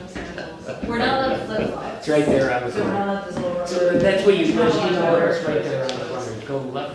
What? Same place. It's, well, that's the At a answer school? people. come Down in the there or car, out here? Left there, and they say it's our washroom. That's kind of ridiculous. Well, here we go. Choose your boundaries. Yeah, Let me show you something. Sure. Feel safe for the whole thing. We've been talking, Really rocking it at the school. you're the kind of organization we want to reach out to on the board. So how's that? Let me show you something, I can, I can, No, Alternating no, Jessica. we got a grant. Okay. Totally. From the net, Yeah. okay. And I don't have the actual Yeah, physical yeah. check yet, Yeah, because yeah, they failed to actually tell me what the check ceremony was. It's just gonna show us a list. I was still. No, I'm sure I told you when the check ceremony was, I'm like, no. Yeah. I told somebody else and I heard about it from them, but they didn't actually tell I me. don't have my, no, I'll pull They it didn't up, tell I just Jessica, didn't have mine. they told me. So you have to be at the check ceremony in order to get the check? I hope not. When is this, but it hasn't happened yet? No, it was I last Friday. I hate these touch So pads, I where's usually this check? bring a, Sure. Oh, a okay. PC, but they're on PCs, I usually bring my mouse. Yeah. Taking I mean, over this- as the market lead, but it's just transition. I don't So have it'll the be touch. me My wife or can do me this. and Okay, there we go. there. Or I think there were 2 days two weekends when you're there. And or members there, so Okay. someone from the board or. Someone will, well, it doesn't matter, as long as someone's there to open the doors. You know, my dad and I are always, my dad's always in there, This is a so. We very are always story. the first people there, because I And I'll first talk saw to you. Kate So when there I it is. spot, I literally like my spot, Um, my name on this. And he, you know, I'll let you, where my parents met was. you can move it as you want, can you read it? Yeah. He didn't speak when we needed to be anywhere, and so we always sit in my house going, well, it's early, but we might as well go. The other thing I have to find out is what happened to the farmer's market sign, which was in the little traffic island, which disappeared, so. Well, at least it wasn't on the TELUS property, which I love the I don't know, community. because Ellen keeps telling it's me short that. enough that it's supposed to conform to the safety rules about, one of them was too tall, and missing kids, and Maybe they're shorter comments, ones, no, so. okay. It's just disappeared? Yeah.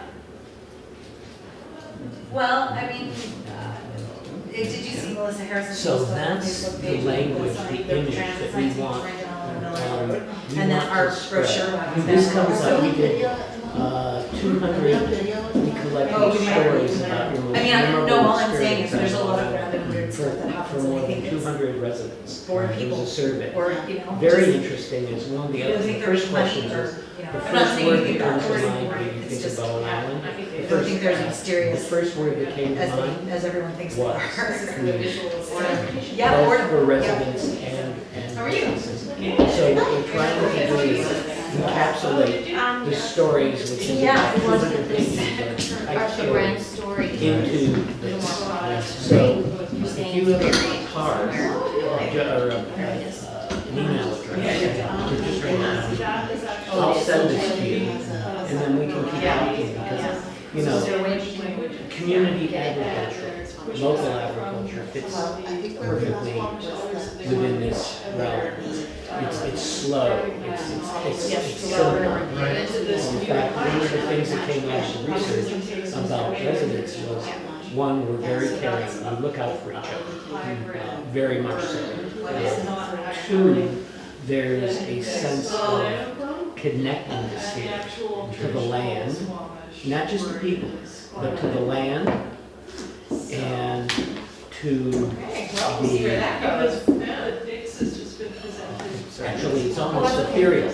There's a spiritual dimension here. We did the same kind of research with the Arts Council and about art. And, you know, we didn't just get paintings, we got people talking about hands in the dirt. Farming is art. So, which might be interesting, it might be interesting to connect you up with the Arts Council. Because this we're expanding the notion of art. So art is painters painting, writers writing, but it's also digital. That's just me, I'm always cold. Musicians. Windows over the art. I can close the window or I can do a wrap. Is everybody else comfortable? Think about that. I'm just feeling a breeze kind of. Just one of those isolates right down, the truck slowed right down, and it was just like, okay, how do we maneuver this? There wasn't enough, you know, so it's like, we would ask the truck, and it was just like, okay, so nothing happened, it wasn't a danger, but it was like, okay, everybody's gonna slow right down, and we have to figure out how to share this road, because there was no bike path. Crisis. There'll be great. We were downsizing dogs last night, But if we're ready. freezing. Oh my god, I can't believe I forgot a sweatshirt. Mistake was. It was like, it was so freezing cold. My toes were like ice, I couldn't walk for like the first 5 minutes. Yes. I'm gonna start equating the heat. I'm gonna give you a little rap freeze. And she's, yes. So we do have that exchange. But I'll send you, and what we want people to do is not necessarily use those words, but to take bits and pieces and use those images in their communication. So this notion, my background is in mythology, especially Carl Jung. And we know the great story of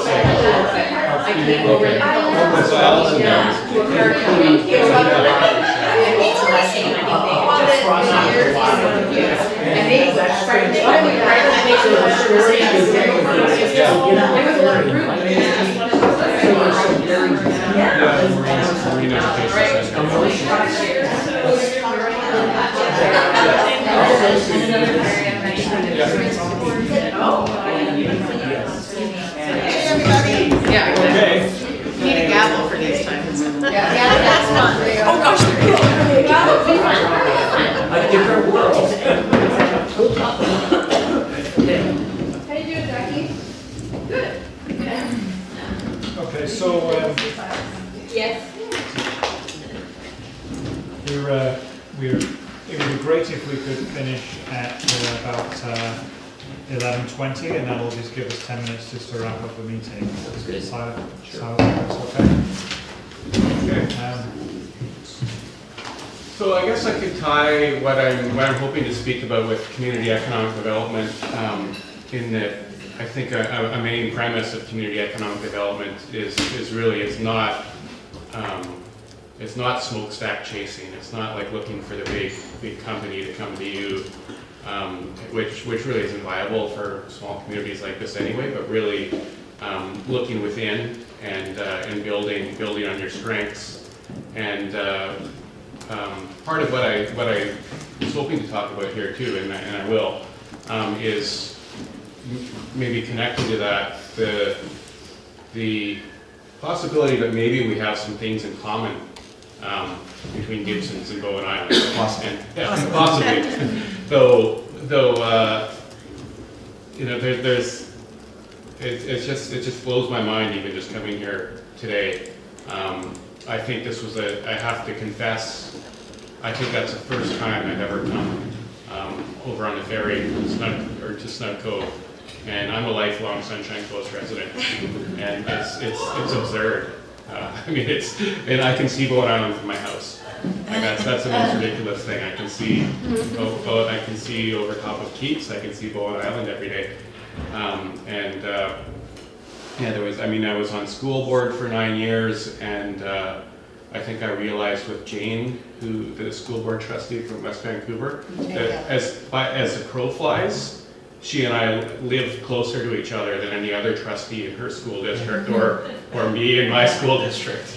And yet, as I said, this was the first time I've ever, in my memory, probably as a kid I came here, but I did come on a passenger ferry in the other direction, I think for House on Forum a year or two ago. But that's about it. And yet, Gibson specifically, we've got 4,600 residents, so it's not a lot more than Bowen Island. I think we've got a lot of similarities in the type of people who are attracted to live in Gibsons and attracted to live here, and therefore, and I think with environmental values and the kind of work that people do, there are a lot of similarities, and yet there isn't much connection between us. And the obvious answer is even when I go online and try to find out, so what is the distance between Gibsons? And I can't get it because it just always shows the long ferry route but yeah, as the crow flies, it just doesn't come up. But yeah, it tells me that it takes over 2 hours to get between them, which is true, and that's really our big obstacle. When I came even today, I was surprised at how many businesses there are here, pleasantly surprised.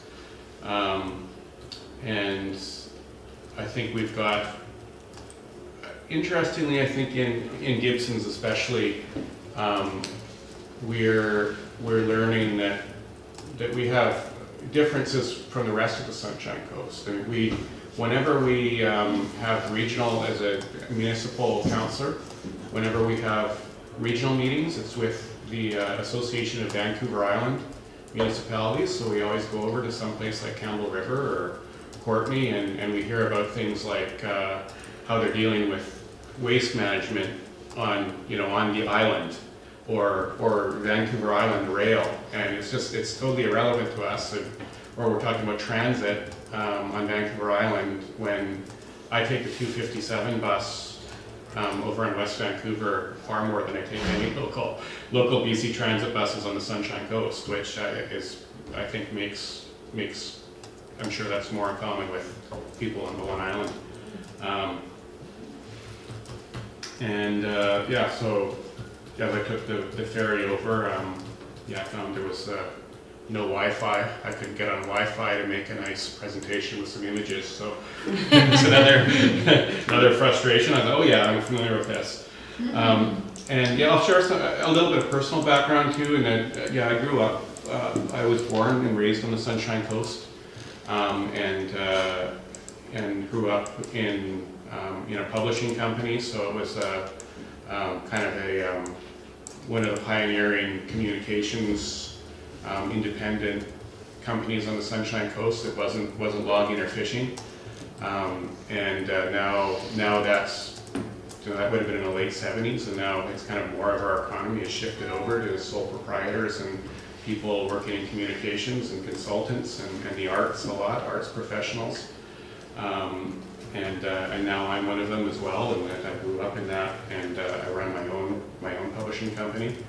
I now, for a while, I was connected with designers and editors all over the country. Now I'm finding, and authors, of course.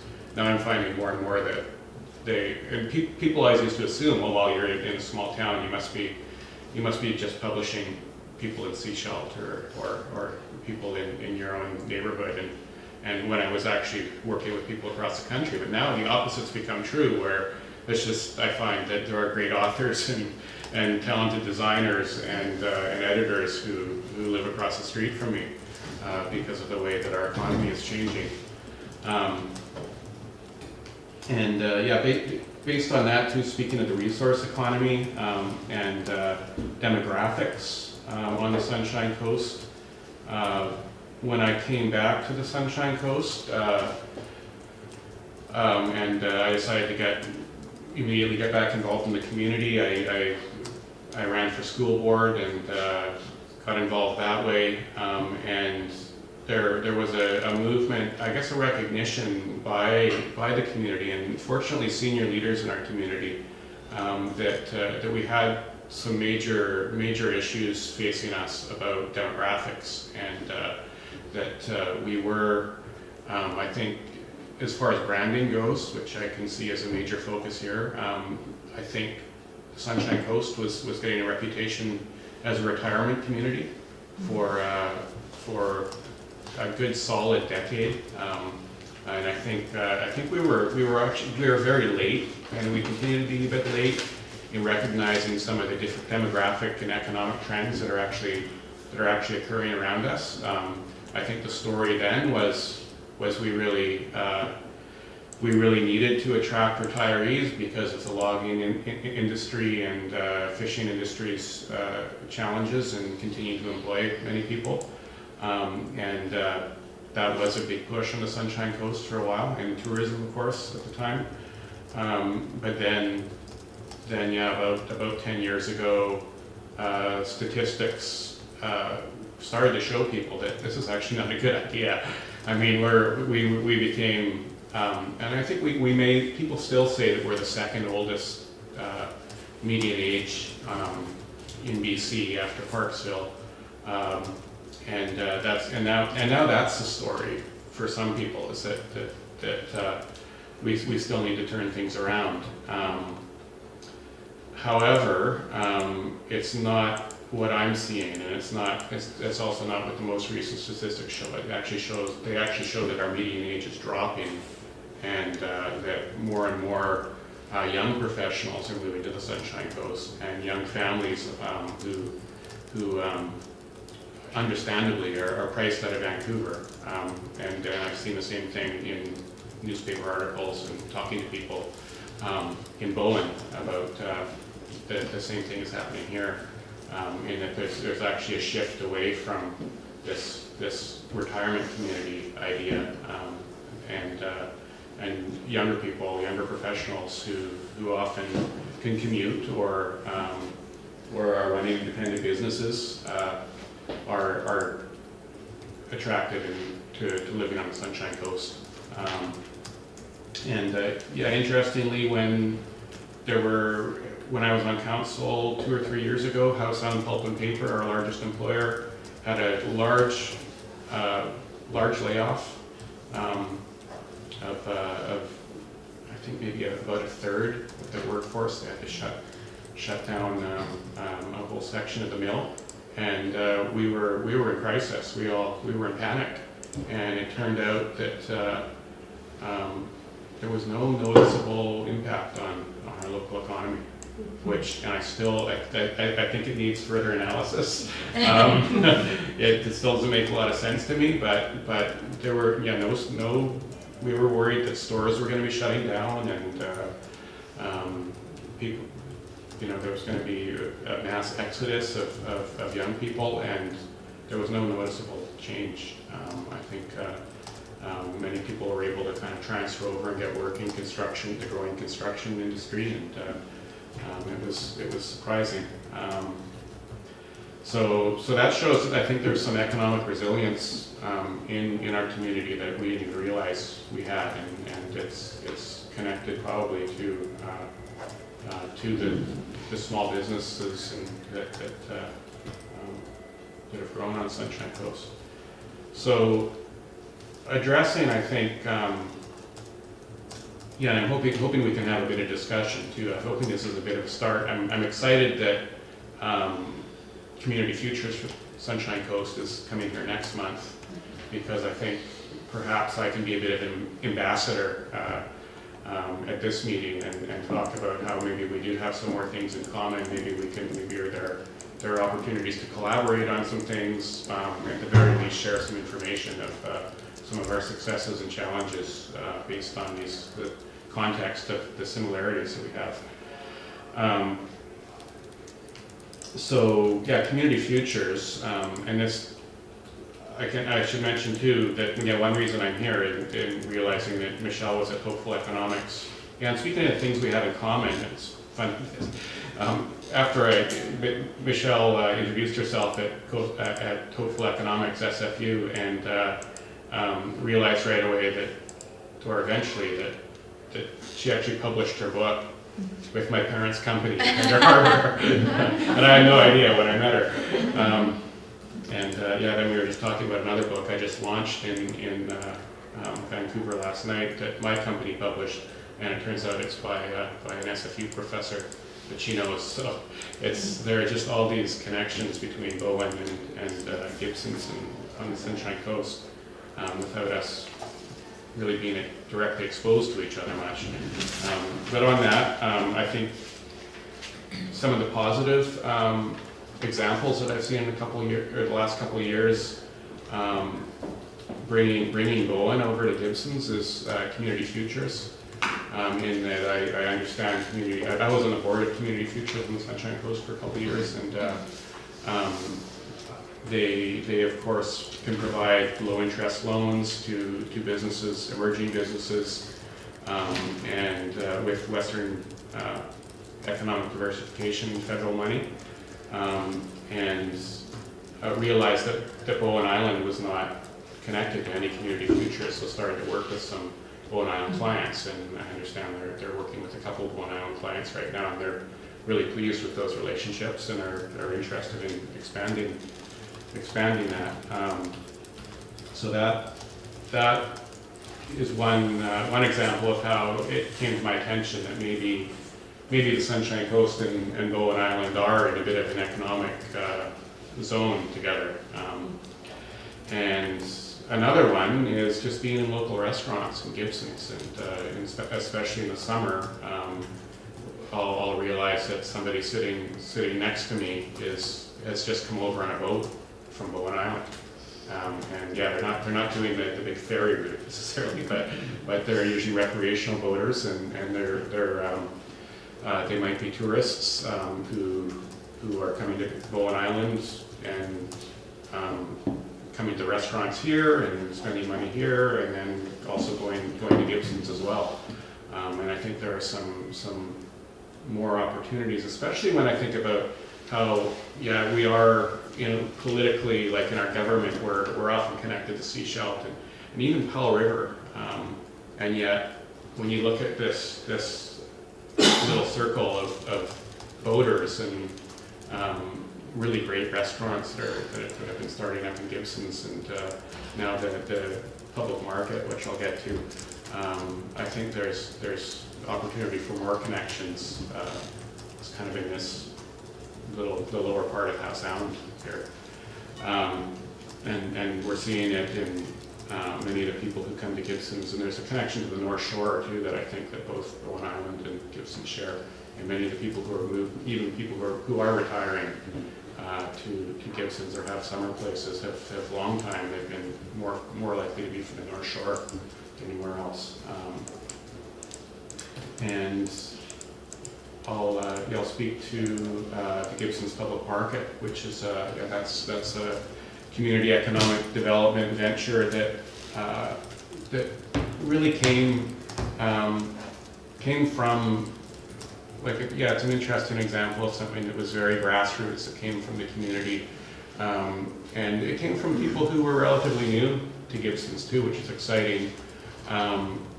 In that many of us over the years, we pass by this old yacht club in the harbor and go, boy, and it's closed. It was closed down, and we'd say, wouldn't that be great if that were like a little market or a community center or something? And eventually, some new people came and who had some background in fundraising and community building in Vancouver and elsewhere, and started up a fundraising drive and started up a campaign to work with the town to purchase this property. I think that I wasn't on council at the time, but I remember even being in the community, and I think that the town said, well, we'll set a target of the money that we need you to raise, and then we can see that the community's serious about it, and you're really serious about it. And I remember seeing that target and thinking, there's no way these newbies are going to be able to do this. And they did. They exceeded the target and raised $275,000 in a matter of a few months, I think. It's just grown from there. And the market, it ended up, I think they even started thinking, well, we'll just renovate this yacht club and get some vendors in there, and they ended up rebuilding the entire thing.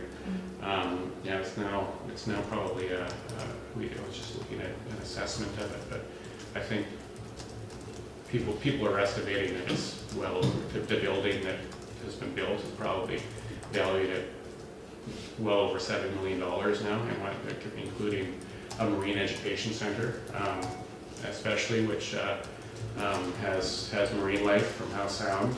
It's a catch and release center, so very oriented towards families and school groups to come through, and modeled somewhat after the Ucluelet Marine Education Center, which has been very successful over in the Ucluelet Tofino tourism corridor. And in the market itself, which is below, there are 8 vendors, including Bowen Island Coffee. Yeah.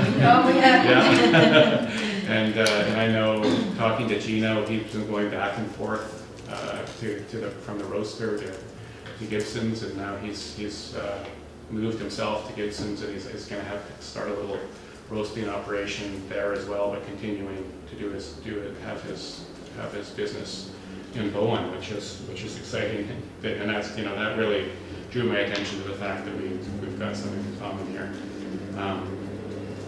And yeah, there's a fishmonger, there's a greengrocer, a chocolatier, fromagerie. So it's kind of they're trying to offer unique experiences and products that you can't get at the convenience store or regular groceries. The way, so there was a lot of fundraising that helped to reach this goal, but there was also federal and provincial money. The local government, we invested we decided to match the $275,000 that was first raised by the community, and we did something that, it was a little bit controversial, admittedly, but we had money in our parks fund over many years. That was just, but even though we were getting parks from developers on a regular basis, so this money would just build up and build up and build up, and there was no need. It's not a limited use or a restricted use where you can only spend it on buying land for parks, and we didn't need it. And we actually, when we did an assessment, we had well over the average for any municipality of parkland, public land in our municipality. So we decided to ask permission from the province to instead allocate that money to buying land for a public market. And I think I still feel there's a strong argument for investing money into something that also has a community economic development benefit, in that it's a meeting place for people, just like a park is. It's I think more so than a lot of our public outdoor lands, especially when we already have some, it's bringing people together of all age groups, and including hosting the Marine Education Center. So I think that was a community economic development success for us. I just had a question about, and I don't know if you'll get to it, I might be preempting you. So how is the public market function? Is it a nonprofit? It is a nonprofit, Yeah, yeah. okay. Yeah, so it's, they've got a building, it's now called the Gibson's Community Building Society. That's how they incorporated their nonprofit, so that it's not even just focused on the market, but it could possibly expand to other public buildings and public spaces. And it runs 12 months a year? It does, yeah, 6 days a week, 12 months a year, and this has been its first year. So it's been a challenge through the winter. Everybody knew that would be the case, but things are now ramping up again, and all the vendors survived through the winter. It's just we were monitoring closely, and I think the biggest success so far is bringing a lot of locals together in a place where, and we've had a lot of population turnover too. So the newcomers group always meet at the market, and I see the same people at the market the next day too. and they're coming in and meeting each other and meeting people who've lived here a long time, and it's really been great at building community connections. What is the zoning? Do you recall?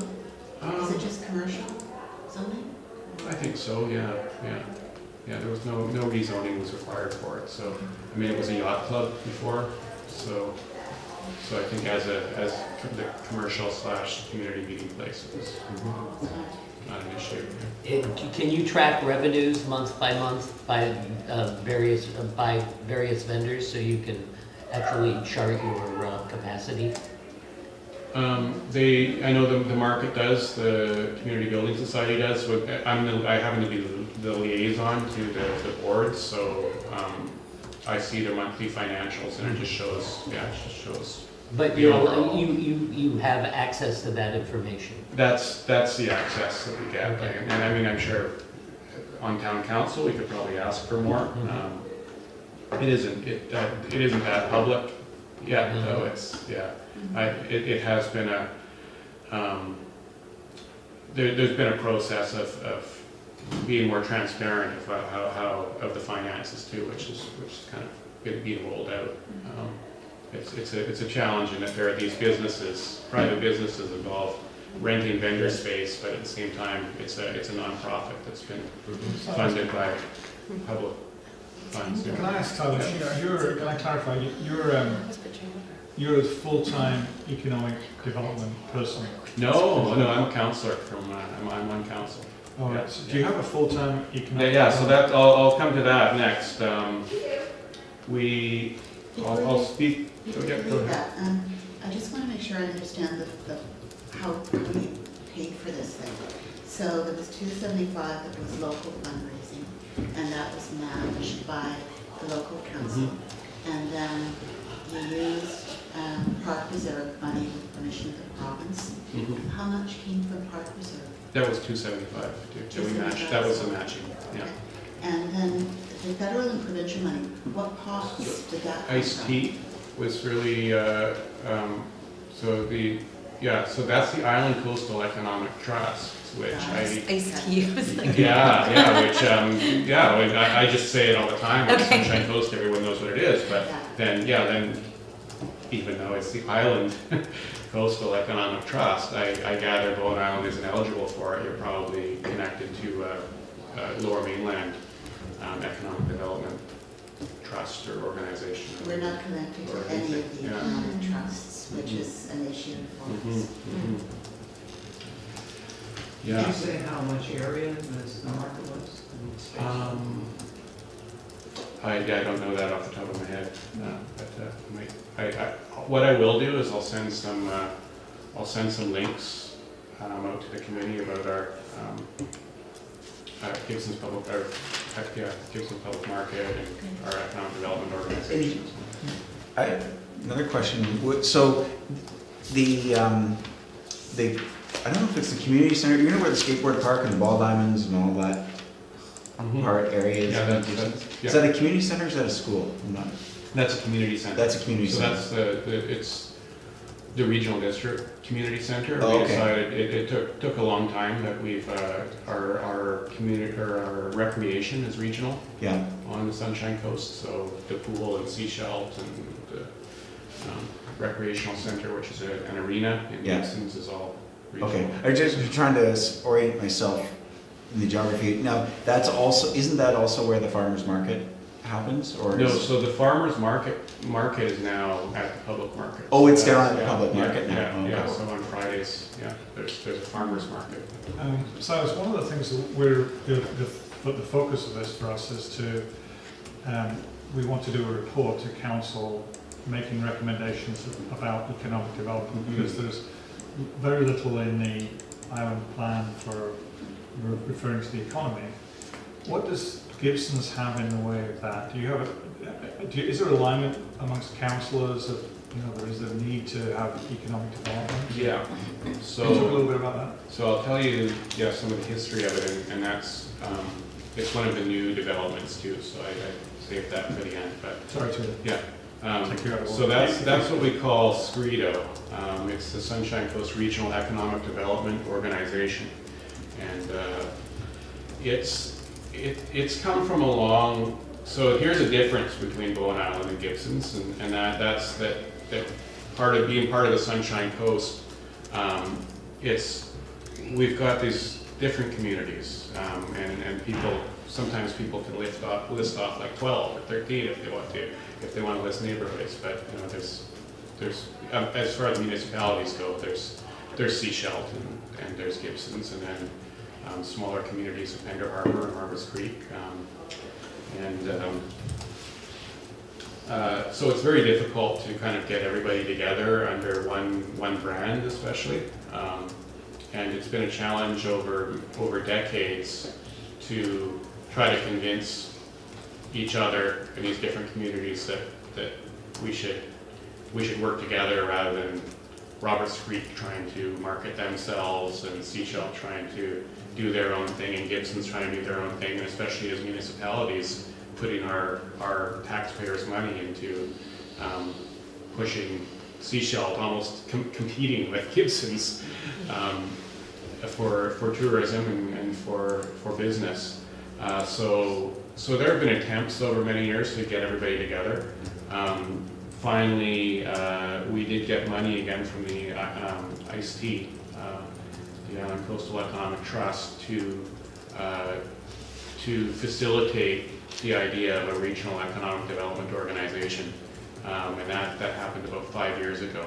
Even this latest incarnation has taken a long time. So that started with workshops with all the elected officials, and a decision was made to try to have an arm's length model. Have community members be on a board that would be funded by all the local governments, but have it. So far, the decision was made to be really separated, very arm's length from local government, to ensure that we weren't micromanaging it, and that's probably more. I'd argue that's probably more of a concern for trying to get trust on a regional basis too, because I've already found, even though that we do have this arm's length, that there's always a bit of suspicion that, okay, well, maybe if the Seashell mayor is meeting with this arm's length group, maybe he's getting more for Seashell than what we deserve in Gibson's, problems like that. So far it started off being very arm's length, and we meet with, as local governments, we meet with them a couple times a year and get reports. And it's taken a while to get it going. I'll list some of the initiatives. We've only met with them, so really I think they basically got going last year, after a lot of work in getting this organization happening. Trying to think of what their overall budget is. The town of Gibsons puts in $40,000 every year. And I think overall the budget is over 300,000. It's probably, yeah, it's under, between 300 and 350. So we wanted to make sure they had significant money to work with to be coast-wide. And they've now hired a full-time executive director. I think he's called projects coordinator right now, actually, but that's the full-time employee. What are your tax revenues, Gibson's? Tax rate, I should know this because we just did our budget, but our overall budget is 3 million. Yeah. How's that, We're close to 5, aren't we, Maureen? Yeah.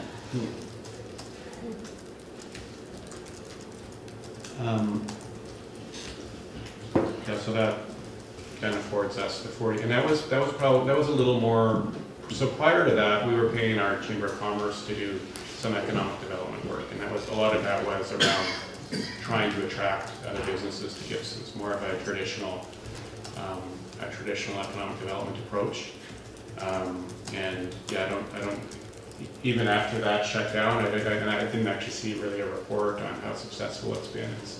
It's very hard to measure. And yeah, it was, I think part of starting up Scredo was very important for the local governments to be investing this kind of money to make sure that the goals and the objectives that Scredo puts out are measurable, and their economic, their indicators that need to be set up associated with every project that they need to set out. I'll talk about some of the programs that they're going ahead with, and interestingly, based on that last call about the Canada BC job grants, Scredo's working on a workforce development project, which is and it includes nonprofits, leadership, and trying to develop soft skills for nonprofits and businesses on the Sunshine Coast. And they're starting with service excellence, so they're actually zeroing in on retail and restaurants, as was asked here. And when I was getting this update, I thought, if this is something that's successful, maybe it could be expanded regionally a bit. I mean, why reinvent the wheel in other communities, other small communities near us? So that's really based on the community economic development outlook. That we shouldn't be chasing smokestacks. Like let's work on really building capacity in the businesses that we have and strengthening what we have. So another really interesting community economic development initiative that we just announced last week is Victory Suites. I saw that. Yeah. Sweet. So this is really based around the concern that I understand you have here too, that workforce housing is becoming a huge challenge on the Sunshine Coast. When Scredo started talking to employers, it was just that's everybody's number one concern is becoming so difficult for working people to live on the coast and find rentals, affordable rentals, that they're worried about being able to sustain a workforce over the summer. And we have had some cases in recent summers where even Molly's Reach, the iconic Molly's Reach, has had to shut down, especially in late summer, like late August. I think maybe when they have students who are leaving to go back to school, they're actually having to close a couple days a week. And still you have a lot of tourists coming in, so it's just it's a real shame. So the Victory Suites program is trying to encourage more people in Gibson's to open up their homes and renovate to have secondary suites. Or often we're finding it's the case that people have suites and they're not even using them because they've reached the point in their lives where they've paid off their mortgage, and you may have a large house, a 3-story house with 1 or 2 people living in it, and which is unfortunate for business and this need for workforce, but I think it's also unfortunate for community building too. I mean, it's one of the big, it's interesting that the United Kingdom just appointed a minister for loneliness, I think, last year, and because it's such a growing problem in the world that people are becoming isolated, and I see that on my own block of sometimes people, seniors who are just seeing one or two people in their home, and they don't necessarily know a lot of people who are coming in, and that's something that we're trying to address with the public market. But also, I think this idea of like, let's try to open up our homes a bit more and have working people living in the same homes as seniors who've lived there a long time is a great way to do that. It's a really clever campaign. If you haven't seen it, track it down. Okay. It's sort of, it's very 40s, it's a retro style campaign, so the victory garden metaphor turning We can into do victory this. sweets. Yeah. Can I ask the question that I don't want to open up a can of worms? Is there a bylaw in Gibson's about secondary suites? There is, yeah. So that's something. It's one of those. You have to be careful what you wish for. It's because it was maybe it was 2 councils ago. The council was really excited about legalizing secondary suites in order to make housing more affordable and encourage secondary suites. But of course, the other side of it is then there are fees associated with those secondary suites. So people have the illegal secondary suites. Sometimes they're more affordable than the legal ones. So it's that's the challenge. But I mean, I think in Gibson's the fees aren't. I mean, just we have metering, so really water metering. So it's no matter whether it's legal or illegal, the water fees are going to get picked up, and then really it's an extra garbage collection fee or organics collection fee. Maybe a couple other things. So it's pretty negligible, the extra fees. So we don't have business licensing on Bowen, which means there is no licensing associated with secondary suites at this point. But they're not licensed in Gibson's either, right? No, not secondary suites, no, but B&Bs have business licenses, and short-term rentals need business licenses too. And I mean, that's another big discussion we're having too about short-term rentals and affordability. How do we continue to have short-term rentals in Gibson's to support tourism and give people mortgage helpers and everything else, while also not having it get out of control and eat into our workforce out of long-term rentals. So that's exactly here. Yeah. Totally. Yeah. I'm not surprised. So the city of Vancouver's just done that, right? Yeah. Yeah, and I think they've taken quite a hard line in saying that the property owner must be there in the same building. So we've been studying how the city of Vancouver is regulating it, and other communities like Tofino. I think Tofino's really had to I think review their approach to secondary suites every year. And Whistler is another one where they've made it completely illegal, and parts of Whistler, I think it's only the kind of the center tourism core where they have short-term rentals. What role did council play in this? Because we've tended to think that council's main role is about zoning, but what else has council been able to do in Gibson? It's a little bit difficult to answer because we're just in this transition phase with Scredo, and because we have this arm's length economic development organization that we fund. It's honestly, I think it's given some elected officials on the Sunshine Coast an excuse to just step back from economic development and say, well, this isn't our concern at all anymore. We'll send it over to Scredo. But we're still feeling out how that relationship's going to work, because we have committed to this arm's length model, and we don't want to be trying to embark on initiatives that are conflicting with what this economic development organization is that we're supporting, and we don't want to be spending taxpayers' money in both those places doing initiatives that don't necessarily align. But historically, we did have our own economic development select committee similar to this one in Gibson's before the regional initiative started, and it basically, unfortunately, it provided recommendations, and I think council wasn't connected to it enough. I was on that committee before I became on council, and it ended up being a report that got shelved. So I looked, and I can see from the website and from your minutes that fortunately that doesn't seem to be what you're doing here, where there does seem to be a lot more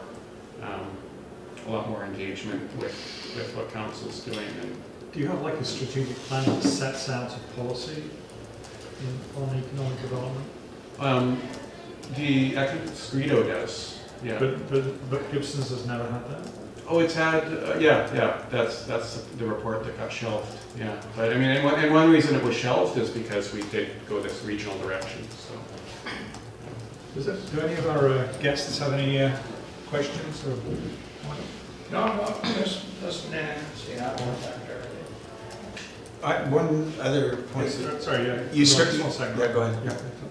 I was just going to ask, have you got to the point of having any sort of food security concerns that have been given rise to community groups focusing on that? And related to that, with our new appreciation of, I call it a revolution in soil biology, recognition that we need to be composting more, whether it be, at the home garden level, and using that to repopulate our gardens with decent biology and get away from the chemicals. So any of those things resonate with you? Well, I know, so having a regional economic development organization like this is one way we can actually work on agriculture, because the town of Gibson's, our boundaries, we actually have no agriculture. We've got, I think, maybe one property that's in the ALR, and I don't think it's even a farm. So, but then we've got electoral areas outside that are have more ALR and more farms.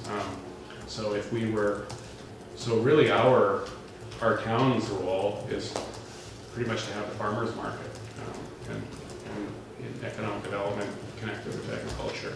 Whereas now that we have a regional approach, that can align some of the electoral areas with the farms, with our farmers market and Seashell, and so that's some of that thinking is now able to move forward with regional approach. Though also back to Community Futures, one of the groups that's been, one of the businesses that's really been a bit of a flagship on the Sunshine Coast connected to Community Futures for the last decade is a business called Salish Soils, which is a large composting operation in Seashell, and it's run by one of the, I think there are some partners in it, but the main proprietor is actually a member of the Seashell Nation, and it's on Seashell band lands, and they get fish waste from Hull River, and also on the Sunshine Coast. They now have we've got an organics collection program in the town of Gibson's, which is also sent to this large processor, and they're processing green waste from all over the Sunshine Coast as well, and it's been very successful in producing soil that's. Are they able to sell that? Yeah, they sell it. Do they market it as somehow organic, or do they? Yeah. And it's a great business success story too, because of Salish soils, save time is yeah, interesting thing. Issue you're talking about. The First Nations, that was one of the questions I wanted to get to before we finished today. When I made a trip over to the Sunshine Coast, I was just struck by how much of the waterfront is First Nations land. Did I understand that correctly? Or? Not much of it. I think when you get off the ferry, and if you take the lower way towards the town of Gibsons, that's where Checkwell is, which is the traditional Squamish village, and it was cleared a number of years ago it had some little houses that were leased for development, and they've actually one of the co-chairs of the Squamish Nation has suggested they'd be interested in developing it again, which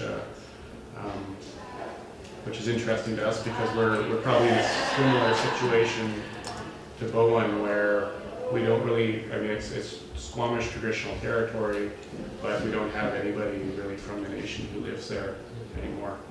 And we're interested in having more of a presence and more of a relationship. And we've been doing that actually with the public market has Squamish art, and it's been blessed by Squamish elders, and there's a Squamish Nation member on the board.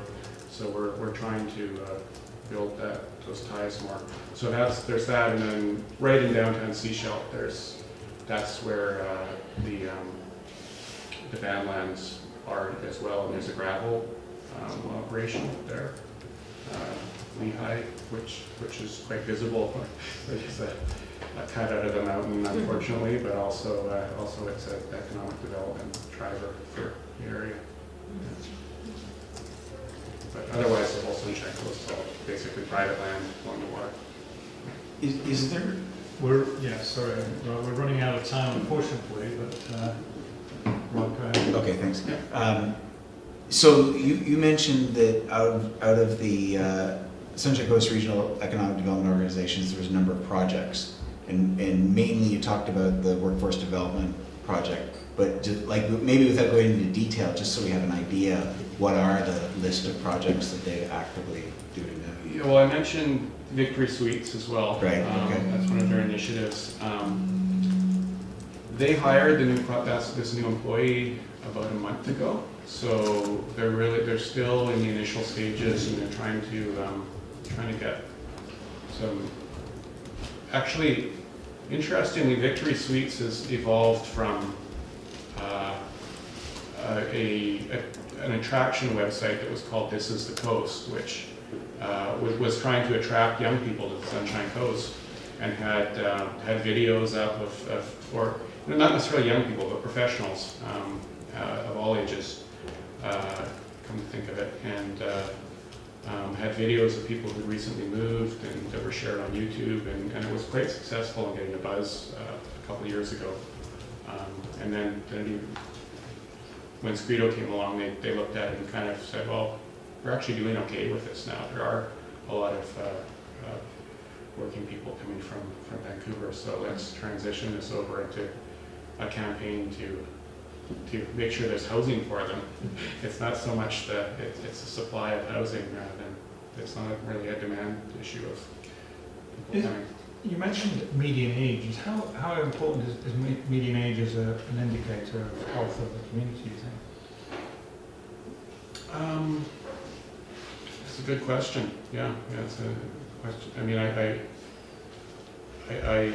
don't think I've had some connection with Qualicum Beach recently, and they're doing some. I mean, I think they're technically the oldest median age in BC, and yet they're doing some really interesting things and have a very vital community. So I think as far as people connecting to each other and great social initiatives going on, I think it's limiting to just look at median age and go like, oh, this is a community that's or if that's stagnant. I don't think that's true at all. But it is a concern economically, I think, when people often raise it on the Sunshine Coast, and that as that median age, if that median age keeps going up and up, and affordability is an issue, how are care workers even going to be able to afford to work here to look after us, is what people say, are concerned about that aspect. Yeah. And then also to have a tax base of businesses. Do you think we could get details of the Victory Suite? Yeah. I think that would be great. Yeah. I'm looking at it online right now. It's fantastic. Yeah, it's great. Send the link. Yeah, it's just Victory Suite. And for then, this so are there stuff. other main projects or the You know, yeah, and that's what I was going to end with is I know you've got me and then you've got Sunshine Coast Community Futures next month, but it might be really good to get Chris Hergeshammer, who's a new employee, and also one reason I've got this arm's length relationship with them too. So they're working on some projects that they're not supposed to tell me about until next month. Right. They're not supposed to. I mean, I've got some inklings of some things, but yeah. So, Okay. So it might be great to have Chris, and Chris has got some interesting ideas. But he's been very engaged in learning about community economic development the past several months as well. So he might be able to talk bigger picture about it for you. And is the wording community economic development? That's definitely part of the wording of the name. That's the whole concept is community economic development. Yep. Okay. Yeah, and I think that really pulls in nonprofits and community development, social enterprise as a focus as well. I didn't even talk about Persephone Brewing, which is so we've got 3 craft brewers on the Sunshine Coast now. Persephone was the first one, and they've got a social enterprise model connected to our local community living group. Yeah, that'd be really interesting to learn about. We'll talk more about social enterprise next meeting. Is that right? Okay, great. Yeah. Good. Well, Thank you. Thank you so much. Very insightful. And we've got contact information for more questions. Yeah, Okay. sure. Yeah, and like I said, I just with how I opened up, I mean, we should be more connected. I can see you from my porch. Maybe we should arrange a trip out there Yes. and have a beer at the. Well, that's actually what Michelle and I first started talking about, is like having an exchange, of having a group of people from Blue Island. We just need BC Ferries check it to out. make the connection a little Yeah. bit more. Hey, I I've got 2 water taxi I companies. know, I'm like, I let's mean, just call it water taxi. Cormorant. Like, Yeah. we could just Yeah. get Brian. Because you think that, like, they don't connect, Yeah. and because sometimes I work there because I'm a realtor, Mhm. and it's just like, to go and spend an hour there with a client, it might take, 7. Yeah, it's a whole day. Because it doesn't connect, and you're waiting, and you know what I mean? But one other project I should mention we're working on is looking Need a bridge. forget the fixed length. B word. Don't say the B word. But a passenger ferry, we've had a passenger ferry from Gibson's, starting up and then shutting down, and it's precarious business operation, it seems. But we're working on trying to get a subsidy from the province or trying to put together an argument to get a provincial subsidy for the ferry, just like there is for Gambier Island to Gibson's Ferry and for a commuter ferry. And maybe it could connect Bowen and Gibson's more too. Water taxi. Okay. Thank you. Thank you very much indeed, Silas. Really appreciate it. Thanks for taking the time. Thanks for inviting me. Yeah, we'll see you at Gibson's. Well, what ferry are you catching back to Gibson's? I haven't figured that out. Okay, because I'm going on the 210 for a Okay. weekend. Oh, great. So, Yeah, I might be picking your, yeah, that might be the one. Okay, great. Well, Thank thanks you. so much indeed. Appreciate that. So I think that's pretty much it. The rest is just information items. Next meeting is June the 8th. So it says 9:30, but we'll probably will be 9 again. Actually, I prefer 9:30. Oh, the speaker again? Yes. June 8th? June 8th, yeah. Still. We used to have we used to go around the table. Gordon used to call it a critique. I don't really like that word. I just like a little check out. Any comments on the meeting process itself and how you felt about it. We'll just do that very quickly. If you want to Okay. start. I liked it. It was, I think we were clear, quicker, and I think the resolution idea, or the resolution implementation works. So great, good meeting. Thank you for bringing them over. A lot to learn. Vaughan, your first meeting? Oh, it's delightful. Excellent. Leave it at that one. Well, obviously I'm getting up to speed, right? Yeah, So, yeah, it takes a while. Yeah. But yeah, I think the process seems fine to me. I guess I can't really comment too much yet. I appreciate it, even though I know 2.5 hours is a long meeting, I felt that we weren't rushed, having a presentation and then carrying on with our normal business. So I think I agree with that strategy. If we have a speaker, just extend the meeting time. Yeah. I agree too. It felt better, this meeting. It didn't feel crunched, and I'm glad we had a chance to ask lots of questions of Silas. Cool. Michelle? Oh, great. I really like having people come and talk to us because it really widens the breadth of what we can see as possibilities for Bowen. So I like that. We've had great people. Good, thank you. I thought it also enriched the meeting to have members of the community here. Yes. And could encourage Thank you. people to, Yeah, thanks for showing up.